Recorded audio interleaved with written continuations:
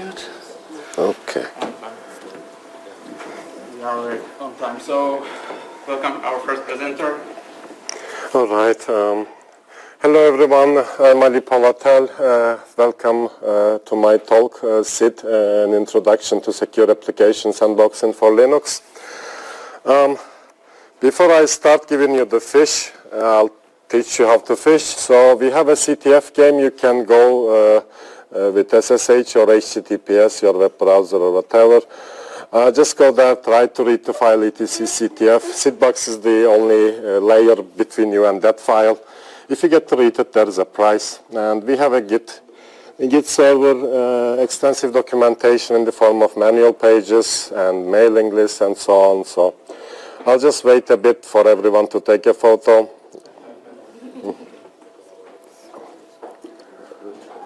All right. Okay, so let's start a bit of history, a bit of who I am and what Exarbo is and how SIDbox happened. I've been a free software developer for the good part of the last 20 years. I started with Gentoo Linux through the Gentoo Sunrise project. As some of you may know, Gentoo Linux is a source-based rolling release distribution, so every user gets to compile their own software on their own machine. In such a scenario, sandboxing is pretty much required to detect package build mishaps. Here you should be careful. We are saying package build mishaps, not malicious builds. It's really easy to get out of the Gentoo sandbox. So Gentoo sandbox, back in the day, is a LD preload based sandbox, and it has no network restrictions. LD preload, if you don't know, is a dynamic hooking mechanism, and it can be bypassed by static builds or directly running the syscall yourself. And then Exarbo Linux happened around 2008, and it was started by a group of ex-Gentoo developers with the idea to do Gentoo right. I will not go deep into Exarbo here, but there are two recommended watches on YouTube by Brian, who started the whole thing. So, and for our purposes, the importance of Exarbo is Exarbo, unlike Gentoo, has package testing on by default. So before you install each package, you get to run their tests on your machine as well. And then I joined Exarbo around 2008 to write a better sandbox, and SIDbox 1 was the first stable release. Back then, it was written in C and was based on ptrace, and we had network sandboxing before even network namespaces were there, so it was pretty cool. We could restrict builds to loopback interface, and we had exec sandboxing to limit execution of binaries. And then SIDbox 1 is stable now and has been and is still being used as the default sandbox of Exarbo. And over the time I've started doing experiments, and Linux has also made new achievements in terms of sandboxing, such as seccomp, landlock, and so on. And SIDbox 2 was never really released. It was based on my experiments to actually make SIDbox a security boundary. Security boundary as in both SIDbox 1 and Gentoo sandbox actually continue the system calls after the access check in the sandbox process, and as such they are very well known to be weak for time of check to time of use attacks. Right? And then SIDbox 3 happened around 2-3 years ago, I think, and it was a complete, I wrote it from scratch in Rust.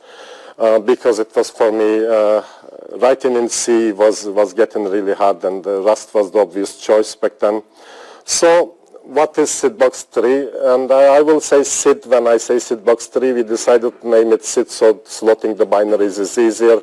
It's an application kernel to sandbox applications on Linux. I say application kernel because SIDbox does not continue the system calls in the sandbox process, rather runs the system calls on their own after the access check, and as such is not vulnerable to time of check to time of use. It's written completely in Rust. The only non-Rust dependency is libseccomp, which is widely available everywhere. You can install it with cargo. Make sure to pass locked, otherwise you may get dependency issues. It's licensed GPL 3. It's forever free. It requires a relatively oldish Linux version 5.19 and with config seccomp filter, which is pretty much enabled on every Linux distribution these days. We have relatively good portability across architectures. We test around 7 architectures in our CI, and it's relatively minimal work to make SIDbox work on any new architecture, given libseccomp has support for it, because in SIDbox there is relatively little architecture-dependent code. So what is our philosophy? SID has the idea to make sandboxing as easy and as accessible as text searching is with grep. You may think grep is not that easy. SID is also not that easy, but once you get to learn it, you'll understand. So we follow the Unix philosophy to do one thing and do it well. We do sandboxing, nothing else, because when you do system call interception, many fancy features are possible, but no, we try to keep it to a minimal. And our idea is to give you a simple interface for all the complex sandboxing mechanisms such as seccomp, landlock, user namespaces, and so on, which are all brittle and difficult to use, but we abstract them out with a simple API and give this to you. SID is secure by default with minimal overhead. Secure by default as in you don't need to read books to start using SID. All options in SID has the most secure alternative selected. And if you want to disallow things, then you need to know. And no extra privileges required. This is very important for us. We have no code in SID that uses setuid, eBPF, or Linux kernel modules, or any sort of extra privileges. You can just drop the binary as a regular user and just run it. And as a logical result of this, it can also be used as a login shell. For those who are in the CTF server already, you are running SID as a login shell right now. So let's start with our basic features. We do path sandboxing like AppArmor does, not like a CLinux does. As such, we don't label or do inode-based tracking. We do path sandboxing, so we have read sandboxing and path masking. Path masking means any action is performed on dev null instead of the file itself. And we have write sandboxing and append-only paths. Again, this is a nice example. Linux does have append-only paths as a file system flag. You can change with ch-attr. However, this is privileged, unlike in SID, which is not privileged.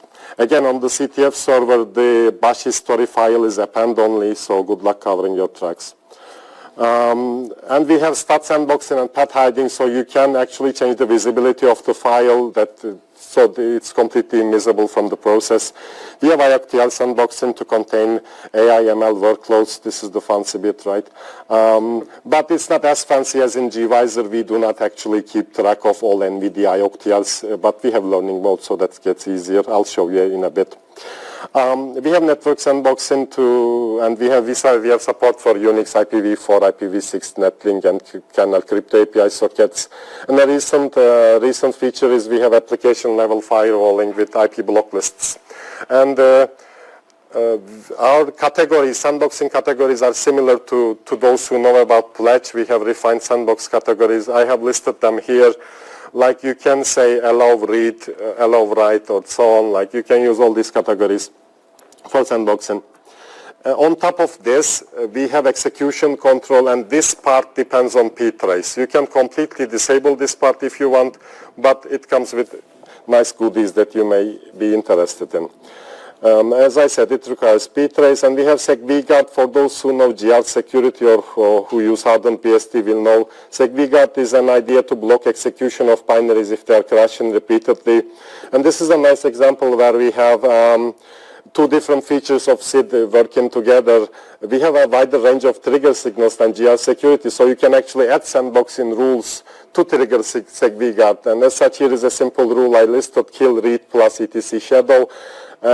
If you try with this rule, if you try reading etc shadow 5 times and the binary you try to read will be delisted by SecVGuard. And then we have forced sandboxing or verified execution, to be more exact. Like you can verify binaries and library integrity at exec and mmap time. This is like very exec of NetBST or hardened BST's IntegriForce.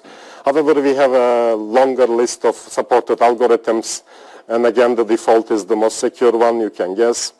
We have trusted path execution. Again, this is similar to GR security and hardened BST. This with SecVGuard actually prevents a lot of attack vectors.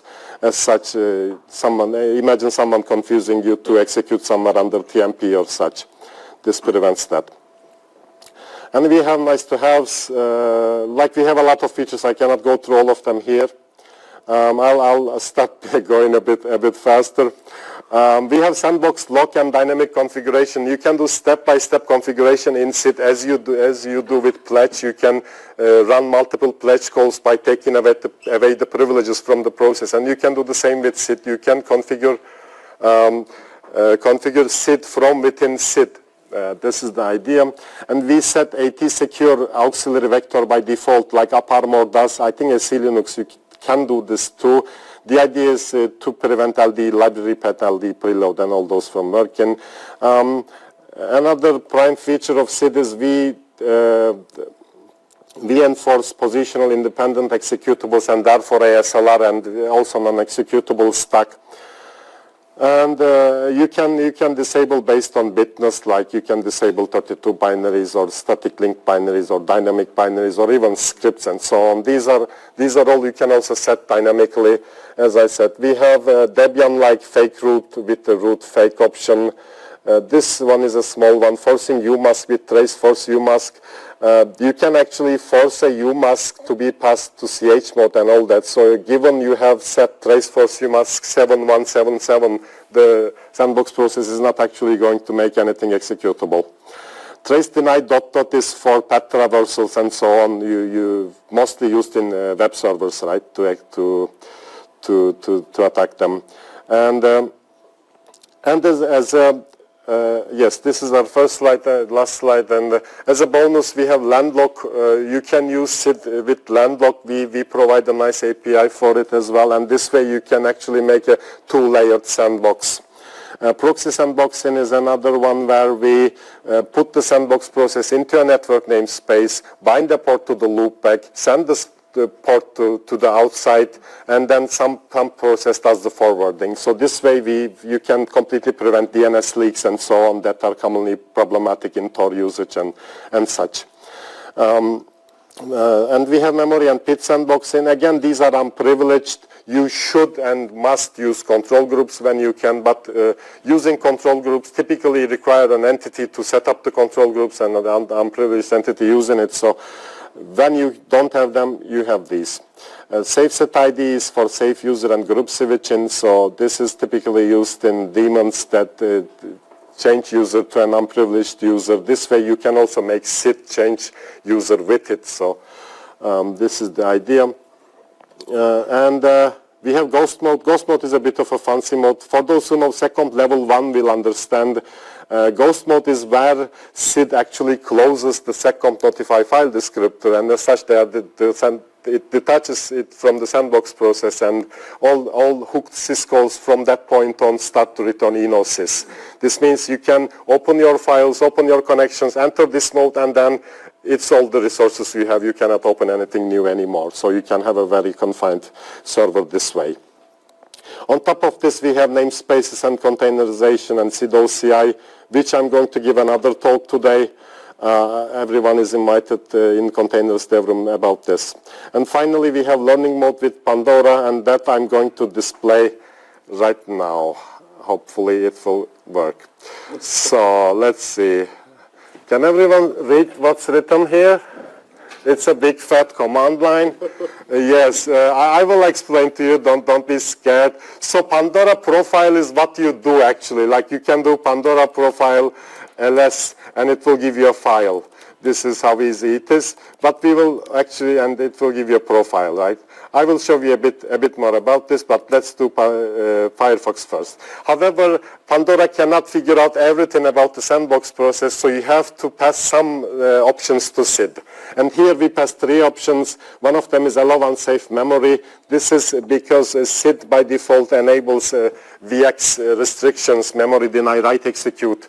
And Firefox won't work with that because of just-in-time compilers and so on.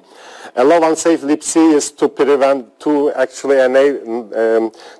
setting AT secure auxiliary vector. Thereby, LD preload is usable inside the sandbox process. And Firefox has a LD preload sandbox. This is how we make them use it. And allow unsafe file name is SID by default prevents shell special characters in your files. However, Mozilla Firefox actually creates profile names with curly braces, so we have to do this as well. And finally, this filter read is, don't worry about it, this is for filtering out process name changes, which we also prevent because this is typically what your malware does as the first step. So I'm going to go as a private window to leeches.org now. Let's see, we have Firefox running here just normally, and let's try to play a game just real quick, just to show you 3D also works. And I'll try to get checkmated really quick. Okay, it won't work. I was hoping E5 and then queen H4, but whatever. All right, so 3D is working, right? So let's actually shut this down now and come to the fancy part. Pandora will take a bit to generate the profile. It takes a bit because it checksums all the binaries and so on. Anyhow, it's finished. Now let's take a quick look at the profile. So these are the options we have passed manually. This is the profile directory. The pet component limit is by default 3. You can make it longer, then have bigger profiles and so on. That's up to you. The cache directory, devnull, and so on. And here we see x-access, pulse, audio access, and so on. Access to the system bus socket. And then we have Firefox. And then we have the network accesses. And here where it gets a bit fancier, right? And the Pandora does the needful to reverse DNS, so you get a command. And here we have all the connections that it did. And even we are in private mode and only going to leeches, somehow it still accesses Google. I don't know why. No. But the more you use Seed, the more you understand everyone is tracking you, even if they say they don't. Anyhow, I'll scroll a bit down to be fast. These are all the libraries and so on. I should show you the IOCTL. Yeah, here is the IOCTL requests that are actually done by Firefox. These are mostly DRM requests, and these are allowed, so 3D acceleration and so on works. Finally, we have executable verification where you have the checksums of all the binaries and libraries included that Firefox tried to execute, and these are all listed here. All right, I will not do any changes to this file, and I will just try to execute Firefox with this now. And this is now running in enforced mode, and Sid is using this profile. Now I'll try to go to leeches, and as you can see, it just works. But if I try to go to some other website, it's not going to work. So you can have a profile that just goes to one site, like, or you can also do some kind of kid mode or whatever. And yeah, just to make it complete, playing a game still works. Hopefully, yeah. Okay, let's try getting checkmated again. No, but I'm not lucky today. Anyway, this is all I have to show. And yes, thank you everyone for listening. Now I can take questions.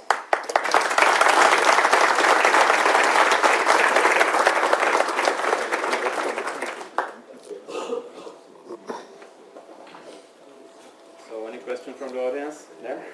Yes. Why here GPL v3? Why? Okay. That's a big question. Sidbox 1 was GPL2. I should repeat the question. Why is it GPL3? Because, all right, Sidbox 1 was GPL2. We upgraded it to GPL3. And GPL, as far as I know, is the only license that's tested on court, right? Like real life usage. So that's the only license that I trust. But I'm not too evangelical on licenses, to be honest, but that's the one that's free and that's tested on court. So We have one question from the metrics channel. What operating system is best to build this on, and what are the requirements? Okay. Yes. SID only works on Linux because it depends on seccomp. But architecture-wise, you can run it on any architecture. 32-bit, 64-bit is fine. Apart from that, SID by default only needs seccomp, and this is by default enabled in almost every kernel, so you don't need to enable anything. If you need to enable landlock, then you need to enable config landlock and add landlock to config LSM. That's all you need to get it set up. Yeah. Yes, please. Do you have any docs where I could start reading and start to get interested? Yes, go to man.exerbolinux.org. You can also get them installed. I should have repeated the question, right? Where can I learn more about SID was the question. I'm sorry, this is my first talk. We have extensive manual pages, and they're also converted to HTML. So just go to man.exerbolinux.org. Start with SID.7 and SID.2 manual pages. You'll learn a lot. And just come over IRC and ask if you want. Yes, please. Do I have performance numbers? I do have performance numbers. It's in the Git3 bench log directory. You can check them out. But typically, SID comes with 10 to 15% overhead. Yeah.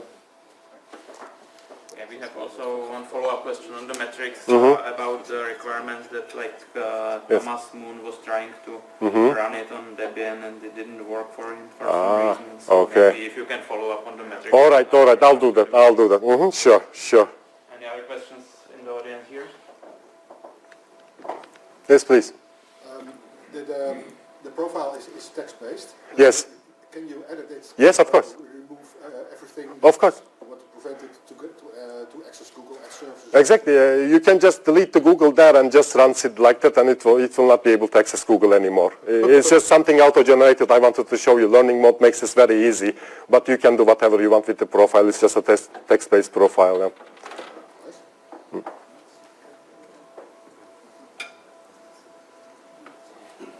No other questions? Yeah, there. Yes, please. Does it free run in user space or you also do? There is no kernel component. Yes. Does it work completely in user space is the question. Yes, it is just a simple Unix tool. You don't need setuid, you don't need F, you don't need nothing. And everything works as an unprivileged user, so you don't need anything for this. Yeah. Yes. Any other questions? Yes, please. So at some point, I think you mentioned dynamically changing the configuration from inside. Yes. Can you tell us more about that? Yes, of course. Let me repeat the question. I'm learning. About the dynamic configuration, the question is how to do that actually. It's really easy and you can do it with shell tools. The idea is to make stat requests under the virtual path dev SID. So you do dev SID allow read etc shadow, for example, and you stat this path. And statting means test minus C, for example, in your shell or anything you can use. You can use shell scripts. We also have libsid you can use for this. For the API, but it's pretty easy, and this is what we use in Exerbo. We use complete shell utilities for this. Yeah. Yes. Would you see any advantage in running SID in a containerized environment for software that is running in the cloud? Okay. Yes, I'm repeating the question. If SID is a good idea to run in containerized environments. This is more of a question for the next talk where I'm going to display that. And the answer is yes, you can just use SID. SID is just a general purpose sandbox. You can use it with containers or not. So yeah, the short answer is yes. The long answer is you're welcome to the next talk.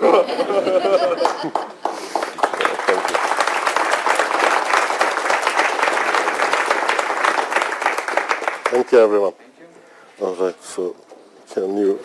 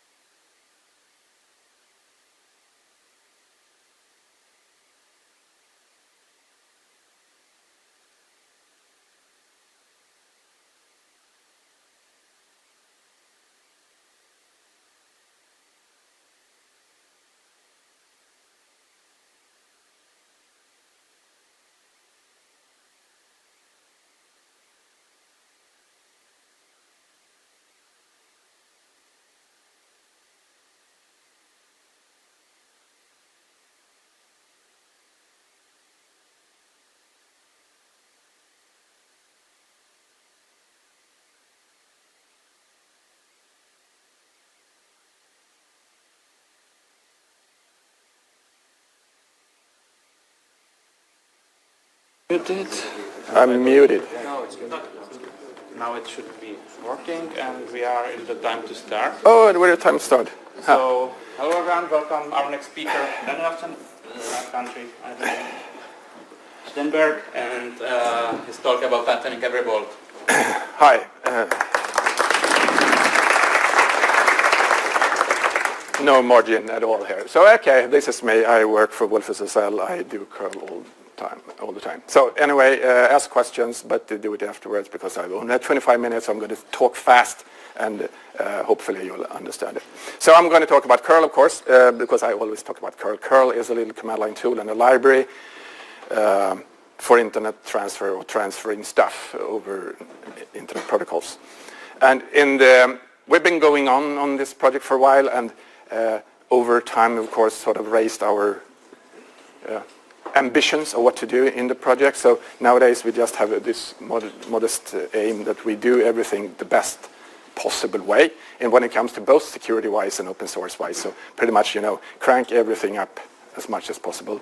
And that's sort of the ambition here. Sometimes maybe we fail, but I think in general we actually do a pretty good job. And to use an old XKCD, of course, because you have to do that when you have a slide. So it's really no problem, right? Because we got you. But and how do we do that? And I have a fun slide that I use to show where curl runs. And when I do show this, it's kind of fun because most mortals can not even mention 25 operating systems, right? Because how could you? And usually someone can always anyway find a few that is not included here. But it's kind of a fun map. Anyway, so it runs in a lot of places, a lot of operating systems, basically any CPU architecture you can imagine, more than one planet, and pretty much, and on, anything we have that connects to the internet every once in a while, it probably runs curl already or will run curl soon. Cars, TVs, vehicles, games stuff, printers, medical devices, well, anything, right? We estimate that there's somewhere in the ballpark of 20 billion installations of curl, and I think it's really low, the estimate, so it's probably more, but a crazy amount of curl everywhere. So it puts a little bit of a responsibility and a challenge for us, of course. Sure, what happens when we ship a little bug in 20 billion installations? Could be bad, but of course we write this in the safest possible language. So we have 180,000 lines of C code, and actually, sometimes people think it's a lot or not a lot, but what is 180,000 lines of code? Maybe it's not that big. Maybe it is big. But it is 1.14 War and Peace, if you count the words. Now, War and Peace is actually a pretty thick novel. So it's actually quite a lot of code, I would say, for what it is. It transfers data. Okay. So how do we make sure that we actually don't break or we don't have our heartbleed moment or whatever you want to call the next problem? So we start out, of course, we host our stuff. So we host downloads and we have everything. On the CDN, everything is, of course, TLS. We have everything up there. So we make sure that we have a redundant websites. It's actually pretty reliable to get data from the curl website. I like that it's 99.95% served of the CDNs. And of course we have the source code entirely served on GitHub, so we use 2FA for everyone. We have 17 people who can push code to the repository. I think we're about 4 or 5 who actually do it regularly. So that's sort of the basic setup. And then, of course, in the source code, how do we manage 180,000 lines of code? So, of course, we have reviews for whenever anyone wants to contribute something, human comments and machine tools to verify it. We have a really strict code style these days. It's actually been sort of started out really, really lenient back in the days. Nowadays, we have it should look as if a single author has written the code. I think it's really convenient because it makes it easy to read the code. It looks and feels like it was written by a single person.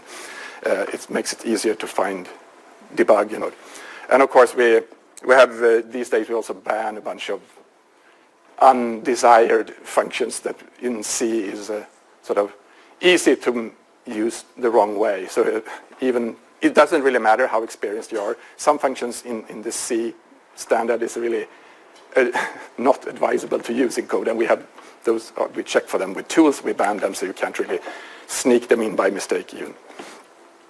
We also are what they call reuse compliant. So we have copyright and license information in every single file in this repository. So we should be completely covered in sort of understanding the provenance and who owns what and what's the legal status of everything. And we have a lot of documentation about the source code and internal APIs and everything. And we have had multiple audits. And when it comes to audits, that's fun. Our first external audit was made in 2016, and they found what resulted in 7 CVEs back then. It's a big task, and it's an expensive thing to do an audit. Someone is going to spend a lot of expensive hours looking at code. We did one later in 2022. They ended up in 2 CVs. I think it was also a much more expensive audit because things go more expensive over time. And but the result from that, of course, and then we had another one in 2024, more narrow audit, because not all audits cover everything, right? 180,000 lines of code is too much for a single audit. But anyway, it resulted in 0 CVs. So it's a little bit of a trend, I would say. So yeah, super expensive. So it's not something that's easy to be done, right, for a small open source project. You have to have someone who just have a very deep pocket that suddenly wants this to happen. These audits, 3 audits, they have the cost of these have been much more than our entire bug bounty for many years. And that has resulted in many, many, many more CVs. Okay, so of course we have all of that to make sure that the code looks and feels right, and then we have a lot of tests. So of course we want to make sure that all those 20 billion installations run fine. We have, unit tests, the library tests, and tool tests, and we do test that the code style is right and the indenting and spelling even in the code. And we have a fun torture test, which I'm going to explain separately because I'm so happy about it. And of course we have these static and dynamic analyzers checking code all the time. And we have fuzzing. We're part of the Google OSS Fuzz project, so they keep fuzzing curl nonstop on Google hardware. Excellent thing. And then, of course, in the documentation, I think a big part to really get to the next level when it comes to the documentation in a project is to make sure that the documentation is correct, and we do that a lot with tools. So not only spelling, prose, and using the right words. Like, for example, we try to avoid contractions in the English that we write the documentation in. So isn't something that's allowed in the documentation, then you get a red CI job if you try to write that. And stuff like that, right? Or the common spelling of words. So make sure that everything is consistent and the wording is consistent. The English is sort of written in a way that we think it should be. And then we have, for example, we do have mandatory content. So we do, for example, in the curl project, we have over 500 man pages that we ship. So, and every man page, right, there has to have a certain number of sections, and the sections has to be in the right order, and they should be named the correct thing. They all have that checked, right? And a proper man page for a library, it should have an example section, right? And the example section, it's mandatory, it should be there. And how do you know it works, right? Because we compile every example in every man page in the library to make sure that it's actually compiling. It might still be wrong because we can't run it, but it's still as many checks to make sure that it's actually pretty good. And of course we verify links and references from cross man pages and stuff like that. So it actually makes sure that most of it is in a pretty decent shape. And I wanted to just mention also our torture tests because I think they're pretty cool. So we have a sort of a setup. When you build curl with a debug in debug mode, so it's special build for a testing case. We pretty much write a wrapper for every fallible function that we want to monitor, like malloc or calloc or fopen and blah, blah, blah. And then we build curl with that, and then we can control that from the outside. So when we run, so we build that, and then we run a test case, and we count how many fallible functions do we actually call. So when we want to do, like, I want to get a web page from a server with curl, it downloads something. It's, I don't know, 100 malloc calls and blah, blah, blah, something else. So then we make sure that we iterate over that test case, and we make every one of them 100 malloc calls fail once, right? First one, second one, third one, and then rerun. And then make sure that whatever fallible function that fails, it should just fail nicely, no memory leak, no crash, and just exit with an error code. And that's an awesome way to test exit paths, really, and make sure that we always free up stuff and clean up stuff when we exit whatever. In a library, it's pretty important that we never leak memory, right, because it's potentially used by very long-running processes and whatever. Right, and then it actually takes forever to run this on all tests. It's not a fast process. So we actually have a weird system to just randomly run a few of them and not fail every one of them, just to make sure that we can actually run through them, because we have thousands of tests, and some of these test cases, they can easily do many, many thousands of function calls themselves. It can get a lot. So when we have that, we have everything. So we have, of course, run everything in CI. So we now, of course, and when I mention CI, everyone has a particular idea what the CI is. In our project, we run CI. So it's just fire and forget VMs. They fire up, they build the code, they run the test cases, and then they're done. Then we throw them away. So we never get anything back from them, really, other than logs from test cases. But anyway, we have a few thousands of tests to do per job, and we do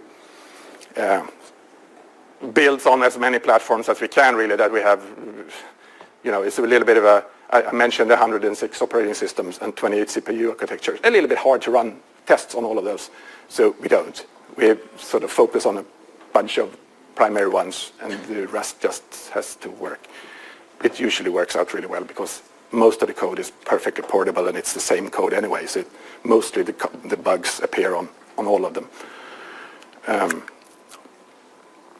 Right, and we also offer support with a whole lot of different third-party libraries, right? So there's literally millions of combinations of different TLS or compression libraries and SSH libraries and IDN libraries or whatever. So it makes for a really, really large number of combinations too, which is also sort of course, adds to the complication. And we run the CI fuzz thing, which makes a little bit of fuzzing just in the CI run for a short period of time. So when we have these CI, we run now more than 200 jobs per PR and commit. It's a crazy amount of tests, and because all of them have around 2,000 each, so we're around 400,000 tests per PR and commit. So it's still areas that we don't test very good, but at least we do a lot of testing. And we spread this out over a number of different CI services, just to make sure that we maintain a sort of a maximum parallelism, so that we don't get choked up by a single service. It has been a little bit tweaked nowadays, because we've been sponsored by GitHub, so they have sort of raised the volume for our performance on GitHub. So nowadays we sort of favor GitHub, because we can run more jobs there faster than some of the others. But anyway, we use a lot of them to make sure that we can run on many systems in parallel. But nowadays we then sort of complete all these 200 jobs really within 20 minutes, 30 minutes something. So we've worked really, really hard to sort of optimize and tweak so that they actually finish really fast. Just, I think a year ago, they could take hours, some of them. But it's really convenient to have them finish really fast, so that we know the state of the latest changes right now. And so we spend about 10 CPU days per day right now in CI only. Right. So, and the repository then, there's a question over there. How much does it cost? It costs us nothing. It's entirely free.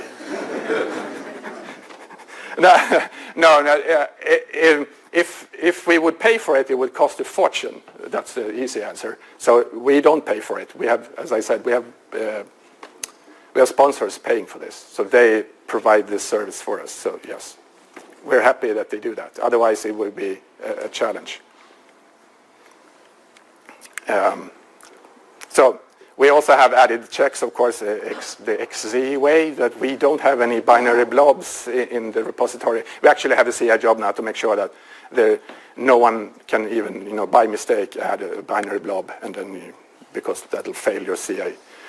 So there should be no way to hide any encrypted payloads in our repository anyway. We have not all our commits are signed yet, but we're sort of most of them are. And we of course sign tags and we sign releases. And we have perfectly reproducible builds since a while back, so it's really easy to, whatever we ship, anyone is sort of encouraged and welcome to just reproduce it to make sure that we didn't sneakishly insert anything the XZ way or any other way. I still build all the releases locally, but nowadays I use a container to do it, so it's actually easy for anyone else to use the same container. And I just wanted to show you, so you can actually just do this. So this is the latest kernel release.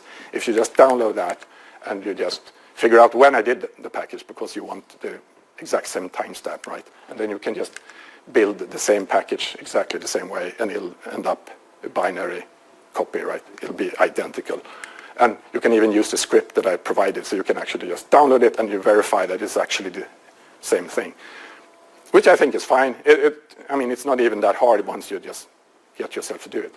And I think it's fine. It helps everyone anyone who wants to can verify that is actually, you can make the package the same way I did it, or vice versa. And of course we get vulnerabilities. And we fix them as soon as we can. We alert distros as we should, and we document everything really, really thoroughly. And I have this commitment. I work really hard to make sure that I figure out exactly when we inserted a bug and exactly when we fixed it, so that I can tell that to the world. Nowadays with the CNA, so that we can sort of manage our own CVs a little bit better, less crazy stuff, ideally. And we have this bug bounty too, so we're paying researchers to report stuff.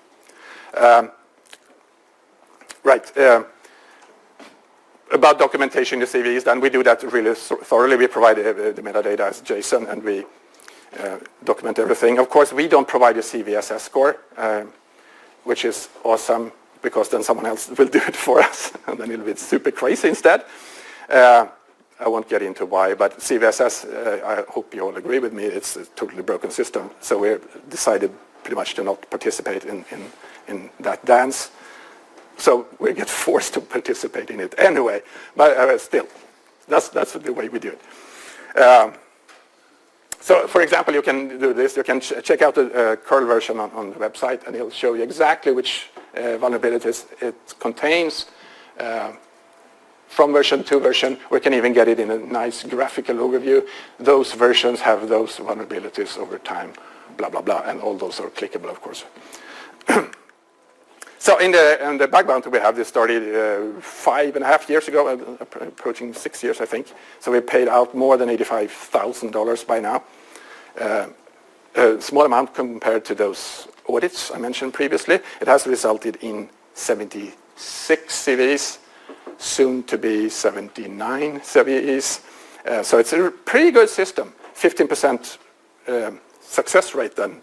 Of course, some of the others that we get are just ordinary bugs, right? So not everything else is crap, but there's a fair amount of that too. And we always sort of disclose all of them after the fact, so that you can follow the discussion and see whatever silly decision we made. And of course, we have a fun race with the rest of the world right now, with the AI slop sort of increasing in this amount. We're actually right now, we have this about the same rate of valid reports as in AI slop reports. It's sort of in the same ballpark, somewhere around 10%, 15% of the submissions. Yeah, and of course, I couldn't do this talk without sort of showing this book cover, because it's a very popular book. No one has really finished it, or I've been told many times that it only takes a weekend to rewrite it, but apparently that weekend hasn't happened yet. So we're not going to rewrite curl in any language. We're not going to rewrite it at all. It's there already. So we're just patiently, iterating and polishing over time. So there's not going to be any rewrite. And when it comes to Rust, it's a good effort. It's possibly a great language, but we're not going to use it. But we can still use third-party dependencies written in Rust, right? So if there's a TLS library or another library that we want to make curl use as part of its functionality, right? So a TLS library, for example, tend to be something you use with curl. That could be written in Rust, and then we can use that. So that's the way we're going to use. I think we're going to see more Rust sort of in that kind of aspect going forward in curl. So that's how we try to stay best in class when it comes to security and open source. Thank you.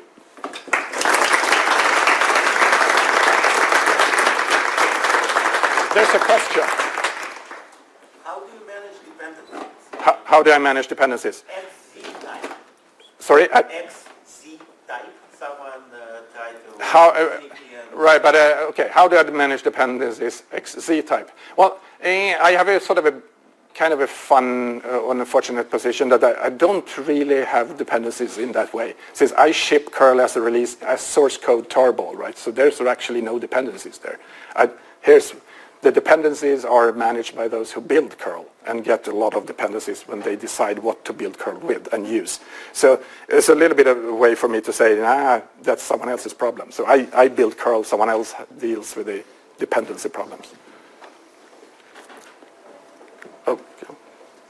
When you say all commits are signed, or nearly all commits are signed, how do you handle external pull requests? Do you rewrite the commits, or do you pull them with I always do rebase of commits, so yes, they're rewritten. So yeah, so if when I merge someone else's commit, it'll be pushed and committed by me, right? So it's going to be signed by me. Do you measure code coverage and then look at new code introduced? Code coverage is a really hard question. Yeah, so yeah, code coverage, that was the question. So it's really hard. Yeah, I tried to for a while, but since curl is such a mess with different backends, different dependencies, and different options on and off, it turns out to be really, really hard. What does it mean? What is code coverage really? Code coverage X out of what? So it turned out to be a really weird number to get. So I actually stopped because it was really hard to even explain what we measured and how to use it and what do we want to communicate with it. So no, I don't do that anymore. I'm interested in your torture testing.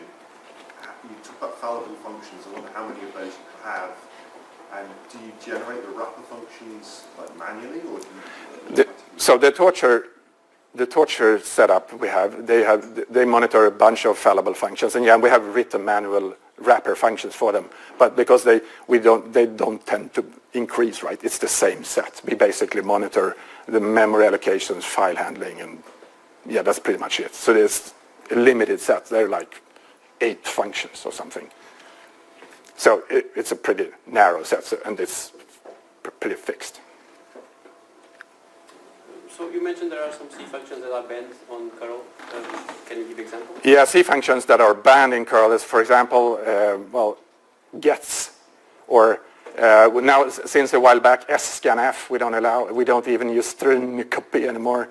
And a few of the other, of course, we don't use sprint either, and some of the other more natural ones that anyone can think about. But I think recently there was some more scanf and string copy are the newer ones that we sort of avoid, because basically most of these we decided to stop to use because sort of by experience we see that they don't really add much. When we use them, it tends to lead us into the wrong fixes, wrong solutions. So we write better code, we create better solutions by sort of forcing ourselves by avoiding those functions. So you say you have 15 maintainers in the project. How do you get new maintainers into the project? How do I get new maintainers? I don't know. I mean, we all age, so do you have a plan?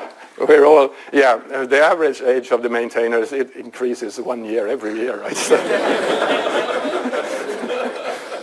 So yeah, I don't know how to do that. Man, that's a universal open source problem, right? How do we recruit new maintainers and preferably younger maintainers? So I don't know. I don't have any good solution or answer to that. My time is up. I have to stop. Thank you. Thank you.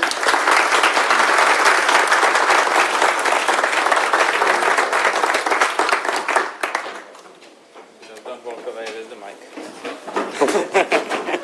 Good reminder. Thank you for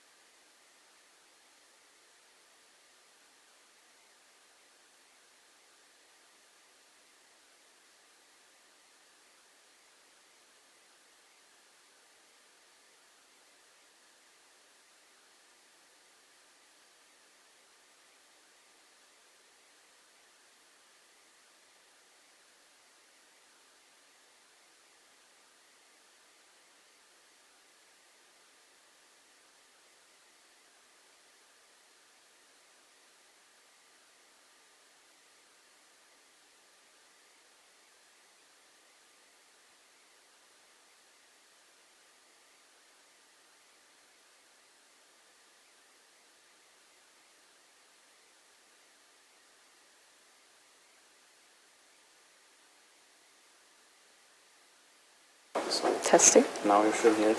And if you will not move, you probably don't have belt or Oh something. yeah, I have. Okay, so you can pin it to the belt. Could you do a sound check? Testing, testing, testing. And we are starting. Yeah. You got video, audio. Yeah, I think we're good to go, right? Sure. I will just adjust it, you know.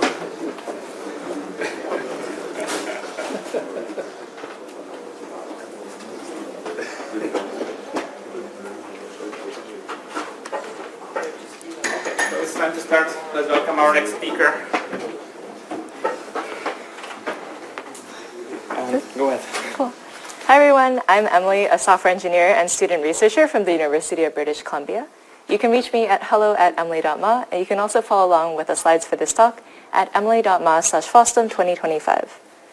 I was recently a visiting researcher at the University of Cambridge, where I worked with Professor Martin Kleppmann on the Kintsugi protocol.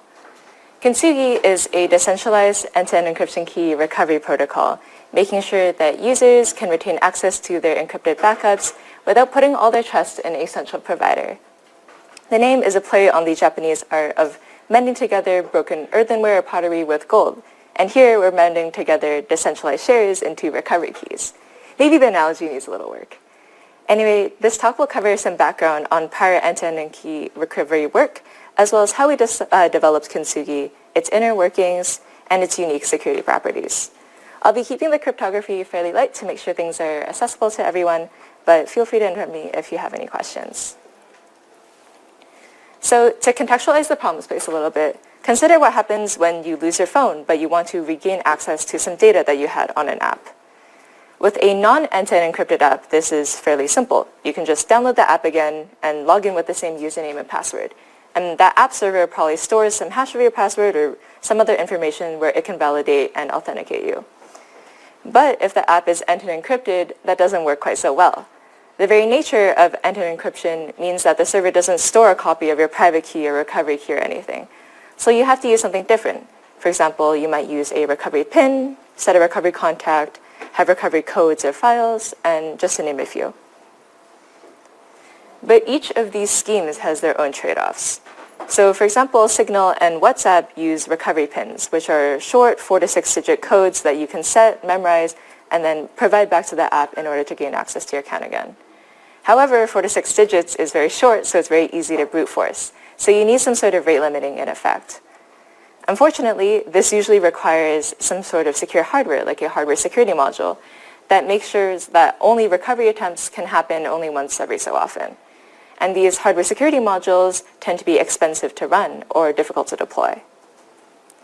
Another option is using a recovery contact. So Apple iCloud will let you set someone as a recovery contact, and this email provider called Prevail, which is also end-to-end encrypted, will let you set a group of people as your recovery contact, so you don't have to put all your trust into one person. Regardless, you still have to trust these contacts a lot. Because, for example, with Apple, you can, they'll ask you for some information that ostensibly only you know, but if you're close enough to a person to be set as a recovery contact, it's fairly easy to also guess. And even if we use a group-based approach where you need some threshold of these recovery contacts to come back together, the implementations of these schemes usually means that these contacts can come together behind your back and reconstruct your key in its entirety. Finally, some apps like LastPass require that you download some recovery codes or have some set of recovery files. And similarly, cryptocurrency wallets like Bitcoin or whatnot require that you store some seed phrase, which is 24 words or so, that can help you rederive your private key and get back access to your wallet. This is good because they're less prone to brute force due to their being longer and higher entropy. But this also requires keeping a copy of this somewhere. So users tend to misplace these files and backups either digitally or physically, which isn't good because this leads to an increased risk of total account lockout. And even if they wanted to commit them to memory, because they're so long, and therefore makes them hard to brute force, but also much more difficult to commit to memory. As well, all of these schemes implicitly rely on some sort of centralized source of trust, which doesn't always work for some apps. For example, some applications like Tor that require metadata privacy wouldn't work well with a model of this central, all-knowing app authority that controls all the servers and hardware that belongs to the app. As well, some apps might have concerns about having their infrastructure shut down if it's all hosted on a single provider. Otherwise, services might lack this concept of a central authority group if it's some sort of decentralized instance-based service. Also, this infrastructure can be cost prohibitive. As I mentioned with the recovery pins, you'll usually need some sort of hardware security module, which is expensive and not typical hardware. And this in turn limits the amount of decentralization that's possible.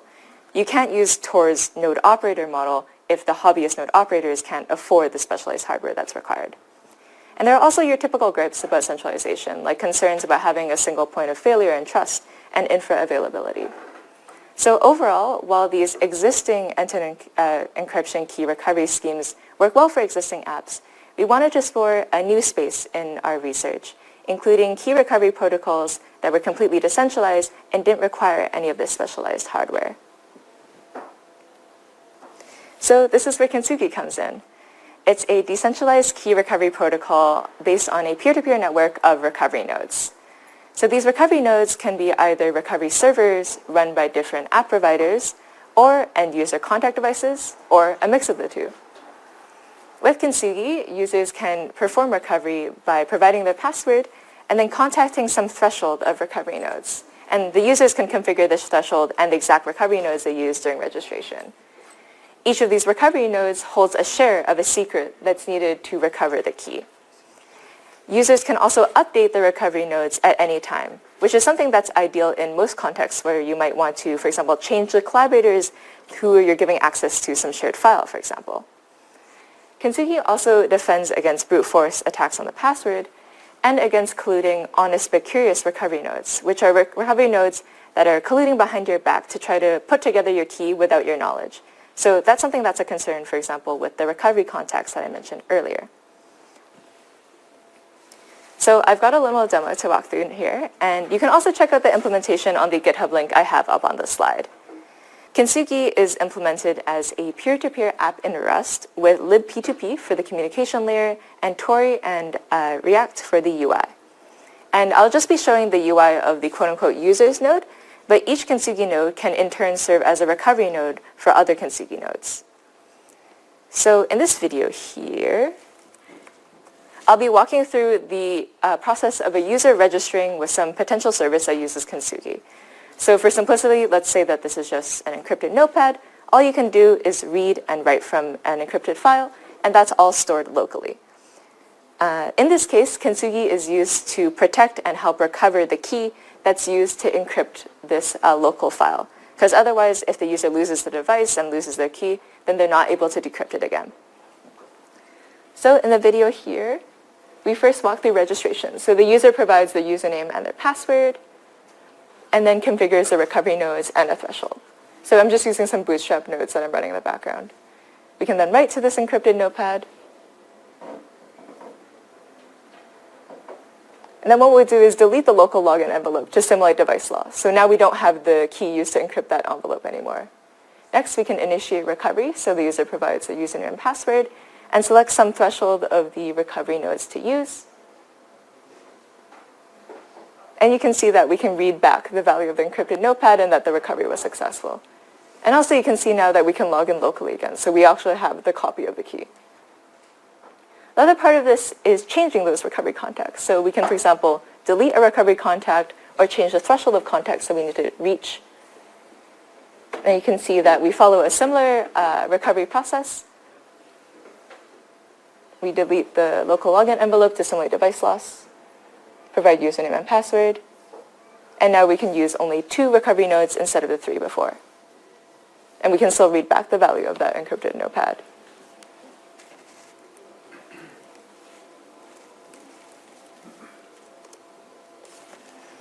So let's now get into how this all works. I promised I would keep the crypto light here, but I wanted to cover the basic concepts used behind the main building blocks of Kintsugi.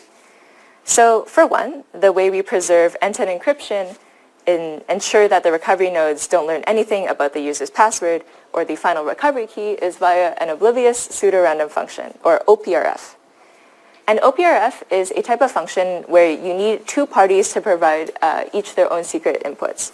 So for example, the user keeps their secret value, which we can call U, and the server keeps their secret value, which we call S. With an OPRF evaluation, the user will learn the result of the OPRF, but not the value that the server put in during evaluation. On the other hand, the server will learn nothing about the user's secret or the final result. So how does this all work? The key is in what we call blinding. So you might be able to think of this like wrapping a secret present. So let's say for Christmas, I gave someone a very nice top hat. And we can wrap it in some wrapping paper so people from the outside can't tell what was inside. So likewise with this OPRF, the user will blind and kind of wrap their secret value U before sending it to the server. Then the server will operate on this blinded value. So the server doesn't know what's actually inside the present, but it can also operate on the values that's inside. So we can think of the server like this magic machine that turns anything that passes through it into pure gold. So because the present is wrapped, we can't see what the server is turning into gold, but the server is still able to operate on that value. And the server will return this then back to the user. Now the user can take off that wrapping paper, which we call unblinding the value, and get back the final evaluation result of their OPRF. So now we can see that that top hat has become a gold crown. So with this analogy, the user learns the final execution result, they get their gold crown, but they don't know what secrets the server is using to make a magic machine. And likewise, because of this wrapping, this blinding that the user is using, the server doesn't know what value it was actually operating on. So the server has no way of knowing anything related to you. The other main concept of this is of secret sharing. So this is how we're able to decentralize this key recovery. If you've heard of it before, we're using concepts from Shamir secret sharing. And forgive me if your eyes are glazing over at the sight of a polynomial, but I promise I'll make this intuitive. So Shamir secret sharing works by having the secret S that you want to split up into multiple shares. So you want to make sure that you need some threshold of shares to reconstruct, because otherwise you would put all your trust into one person and say, okay, this one person, please don't do anything bad. But if we have this decentralized shares, then we have to enforce that some threshold of people have to come together to help you do recovery. So we have the secret S, and then we define some polynomial function where their constant term is S. So constant term means that when we evaluate this function f at 0, we just get s back. Then we can add some coefficients to the other terms in that polynomial, and we can just assign these to random values. The interesting bit, though, is that now we can evaluate this whole function at a bunch of other x values, and each of those points will turn into one of our shares. Once we have enough shares to do recovery, what we can do is essentially connect the dots. So we have a bunch of these points on the curve, and we can connect the dots to derive back the unique function that passes through all of these points. But we need enough shares to do that, though. So how many shares do we end up needing? If you have a polynomial of degree t, which means that it has t plus 1 terms, including that constant factor, this means that you essentially have t plus 1 free variables, those coefficients, and that secret value that you need to figure out again. And if you remember from high school algebra, you need t plus 1 equations to solve for t plus 1 unknowns. And each of these equations is what's the information captured in the share, because it maps a x value to one of the points on our curve. So essentially, we need t plus 1 values to reconstruct s. And if we have less than t plus 1, then we can't exactly figure out the unique function that passes through all these points. So recovery won't be successful. And if we have more than t plus 1, it's kind of like if we just had more points on the same curve. We can still connect the dots to get back the same shared value, s. If this is all going a bit over your head, the summary is that we have a secret value s, we draw a squiggly line through it and map some points on that curve, and then we just connect the dots later, and I promise that you get the same value back. So we use extensions of both OPRFs and Shamir secret sharing to build Kintsugi. In Kintsugi, we use threshold OPRFs instead of OPRFs, which are just like OPRFs, but imagine that you have multiple servers instead. You still have to take your value and blind it and send it out to all of these servers. So imagine you take that secret and wrap it in some wrapping paper and send it out to all these servers. But you now need to wait to get a blinded execution back from t plus one of them to combine together before you can unblind things and reconstruct the recovery key. If you're interested, this concept is explained in more detail in the TOPPSS paper by Jarecki et al. As well, instead of Shamir secret sharing, we're actually using a variation called dynamic proactive secret sharing, where each recovery node secret share can be refreshed and updated in order to change who can hold these secret shares. So imagine we have that curve and we're just moving around the points on the curve, but we're keeping the same share value at x equals 0. This is used so the user can change their recovery nodes. For example, if one of them becomes untrustworthy and we need to remove it like we saw in that video, or if one just goes permanently offline. Again, this is just making sure that these old recovery nodes can't participate in the new recovery attempts. And this is described in more detail in the Long Live the Honey Badger paper by Das et al. Now, let's finally get into the three main flows that you saw in the demo video: registration, recovery, and updating the recovery nodes. So the first flow we saw is registration. So users start with their password, which they then blind, again, like wrapping it in some wrapping paper, and then send this to the recovery nodes. Again, the recovery nodes can't see the value of the user's password because of this blinding.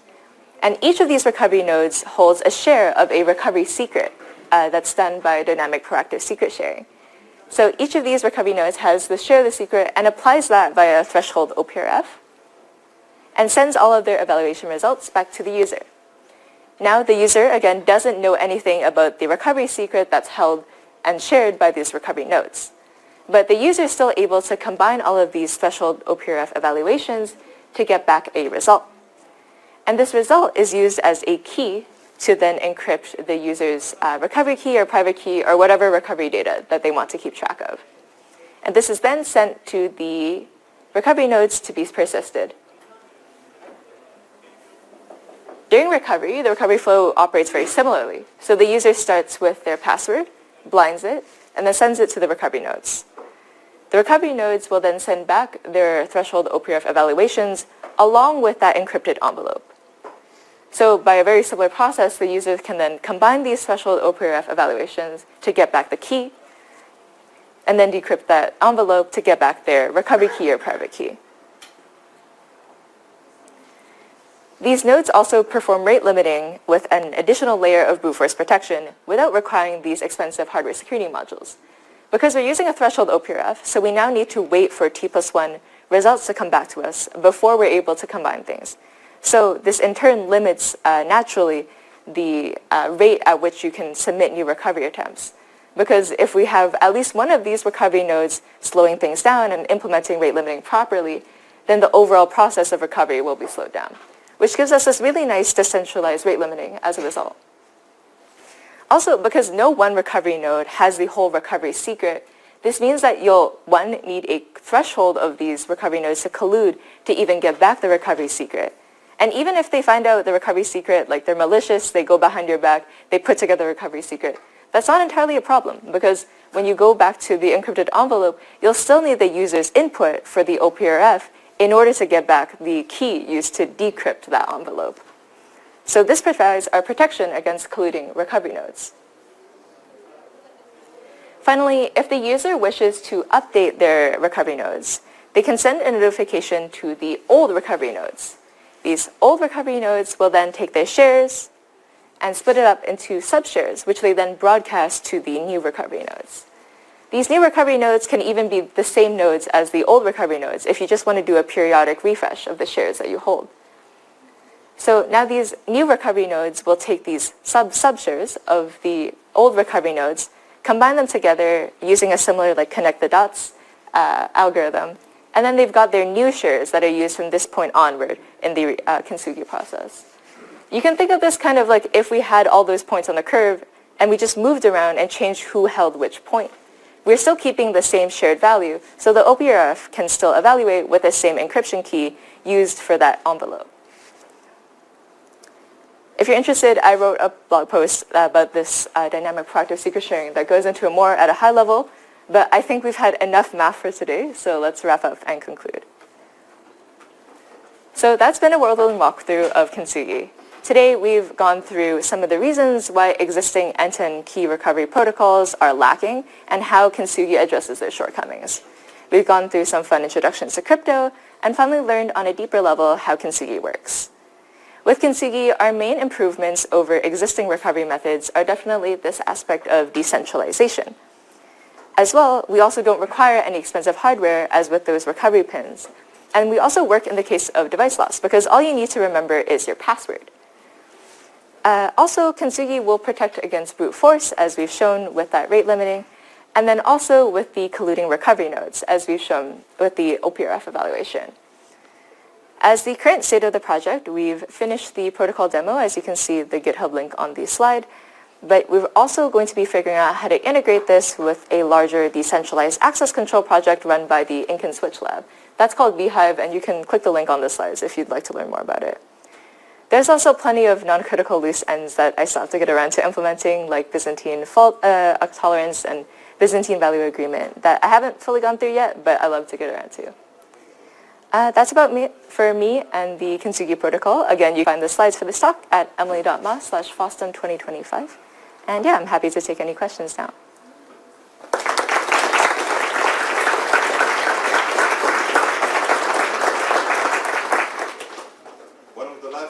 Where you were redistributing the keys, what if one of the nodes is untrusted and doesn't comply, so it doesn't give you back the share that it had? Yeah. Then I guess you would have to have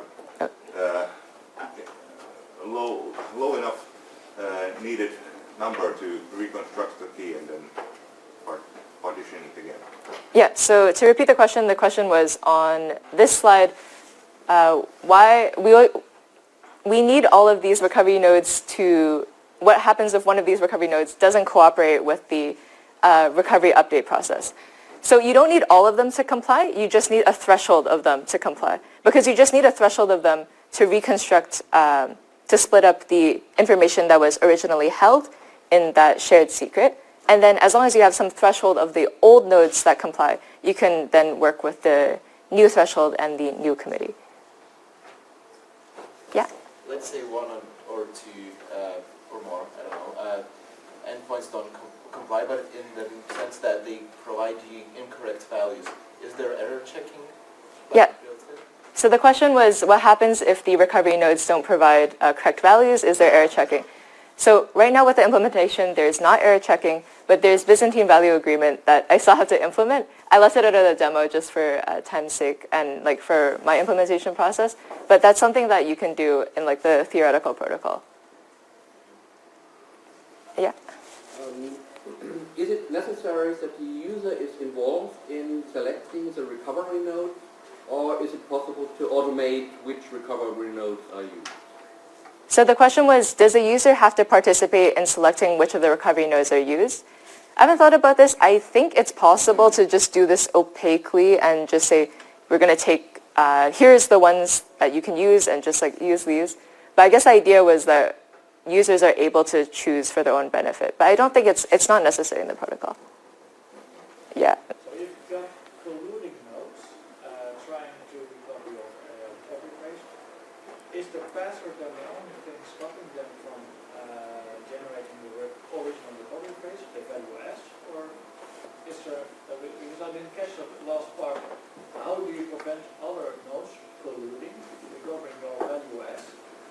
Is the password used the only protection to prevent that, or is there, how is that protected against that? Yeah, so the question was, what's stopping, if you have recovery nodes that are colluding, what's stopping them from decrypting the envelope? Yeah, so the password is the blinded password is what's preventing them from completing the OPRF and going behind your back to get the recovery key. But because the password is blinded, and then there's a whole bunch of like elliptic curve cryptography in the middle, then like this significantly decreases the risk as opposed to you just having like a plain password. And could that last before the attack to try and guess your password be done offline? It can't be done offline. You have to be providing your values. Through the server, which requires, or I think I understand your answer. Yeah. final question. It seems that in some situations I need to contact all of the servers to update some data. Like if I change the number of the nodes that are required for the recovery, that means that I have to create a new polynomial and then I have to upload it to all the servers. Or I have to communicate with all the recovery nodes, right? So if what happens if some of those recovery nodes are down? Yeah. They are not colluding, they are just turned off when I want to make the update and then they switch on again. Yeah, so the question was, it seems like we need to contact all of the recovery nodes in some situations. What happens if some of them are down, I guess like during this update process? So you don't have to contact all of them. You only need to contact a threshold of the old recovery nodes. You will have to contact all of the new recovery nodes, or at least you need to contact a threshold based on the new threshold of the recovery nodes for the new committee. So you at no point have to contact all of the nodes. So even if there's some offline nodes, that works fine. Okay. Cool. Time's up.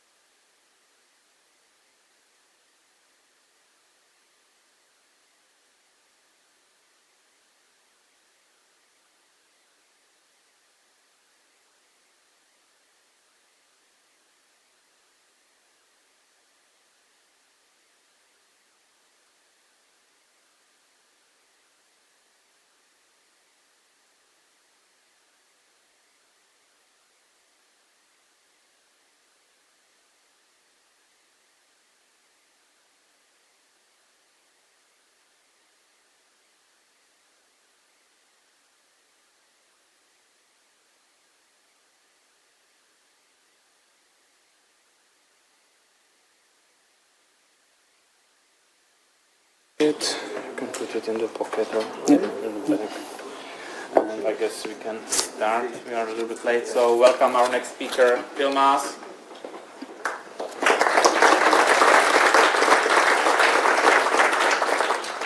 Yeah, thank you very much for having me. And yeah, today I will be talking about protecting VPNs against decloaking. Just a little bit background about myself. So currently I'm a manager for development and quality engineering in the network management team at Red Hat. So we are responsible for network manager, NM state, network system role, and some related projects. Before that I was a software engineer, basically working in the team. And even before that I was actually a penetration tester. So therefore, like, I have the history of breaking software and now I have to fix it. So this is quite useful to understand, like, what security issues, understanding the security perspective and the developer's perspective as well. So today, as I said, we will be talking about VPN decloaking, how to prevent this. So this is a term that was coined by Leviathan Security with the CVE last year, called tunnel vision. And the idea is that it's possible to manipulate a system so that that it sends packets to an attacker instead of the VPN. Anyone heard of tunnel vision before? Or who has heard of this? A few. Okay. So this is the title of their blog post where they describe it. That already gives some insights about the components that are required. So the title was How Attackers Can Decloak Routing-Based VPNs for a Total VPN Leak. And so what are the key components that we will be talking about from tunnel vision perspective? So there's there's DHCP, Dynamic Host Configuration Protocol. Who doesn't know what this is? Perfect. Makes me save some time. And so this is there to create the network, to send the network configuration to the host and routing-based VPNs. So who knows what's routing-based VPN? Like, what's the specific about routing-based? A few. So that's good then, because I will explain it.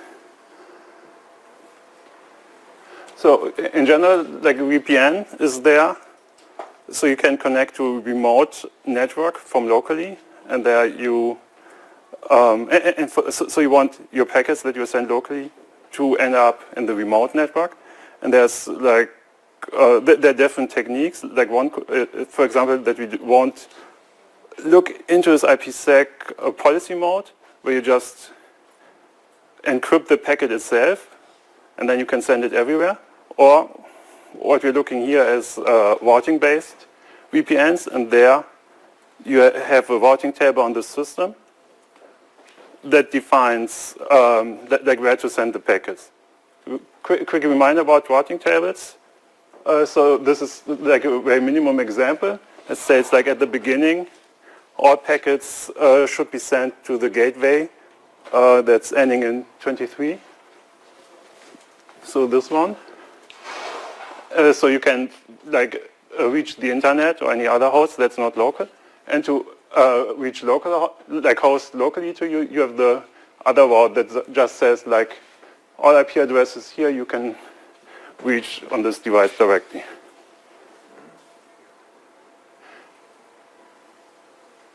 And then, like, if you use a VPN, a routing-based VPN, so here at the top you see the old configuration that we had, and now, like, we have two more routes. Like, in this case, we use the whole 10/8 IP address space for the VPN. So, like, internal network is this one, and we reach this via gateway inside the virtual private network.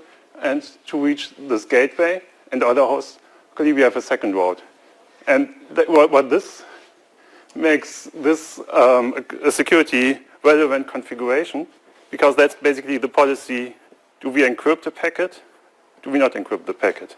So therefore, it should be protected.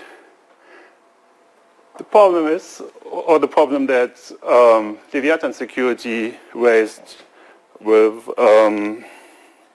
tunnel vision, is that DHCP that we talked about, that's the local configuration system, supports changing the routing table. There's this option 121 clustered state vault option, and this means the DHCP server can tell the system to use vaults like this. And the thing is, I forgot to mention this before, so let's...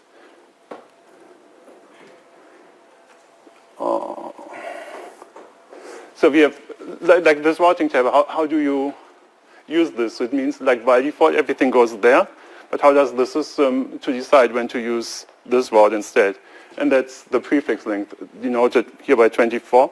So the more specific the route is, that route wins in the end. So we having this.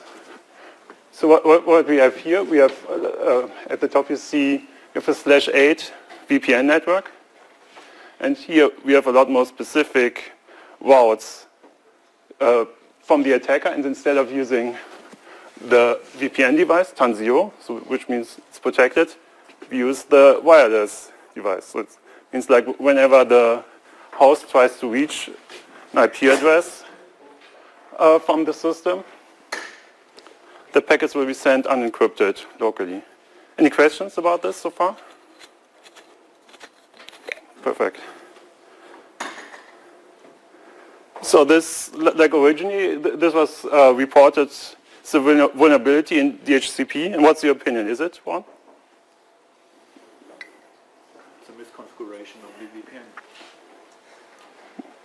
So, like it's property of the the configuration of the VPN. Yeah, I agree. That's a good response. Yes. Yeah, so if you look at the CVE page, it currently says like the problem is from the vendor IETF in the product DHCP. So I will mention this later again, because also for us, like as the maintainer or developers of Network Manager, the good thing that it was reported as this was that it actually ended on our heads, because we implement DHCP with Network Manager. We have our own internal client, so we became aware of this. And then, one team member started looking into this and considering like some fixes. So what do we do about this? Like there were some notes in the description that said, for example, Android is not affected by tunnel vision because they do not support the DHCP option 121. So first thought is, okay, let's add an option to Network Manager that we can ignore this option as well, so users can configure their system so it doesn't break anymore. So we talked about this, and like we did not really come to an agreement. Does this make sense? Is it the right solution? Is it not?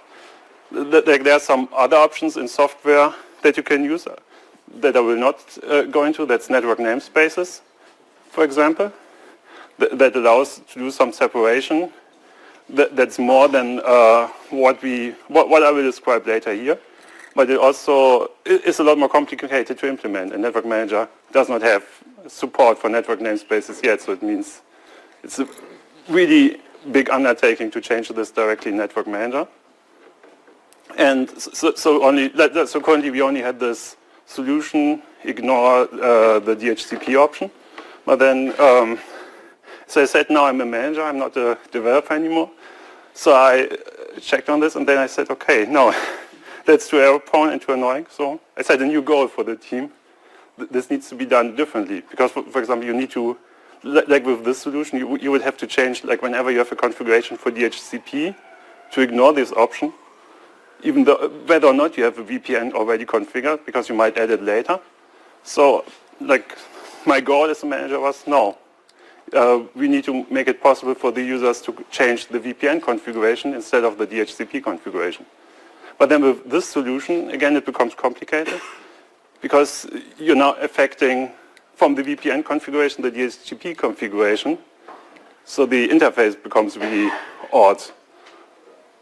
Like, do you want to change this for all the interfaces or not? Do you then need to configure in the VPN configurations only for this interface, but not for this? So still too complicated. And then luckily, one of my teammates, Inigo, sits right over there. So he had a great idea that we're going to use policy routing. Do you know what's policy routing? Who doesn't? Okay, so let's explain it.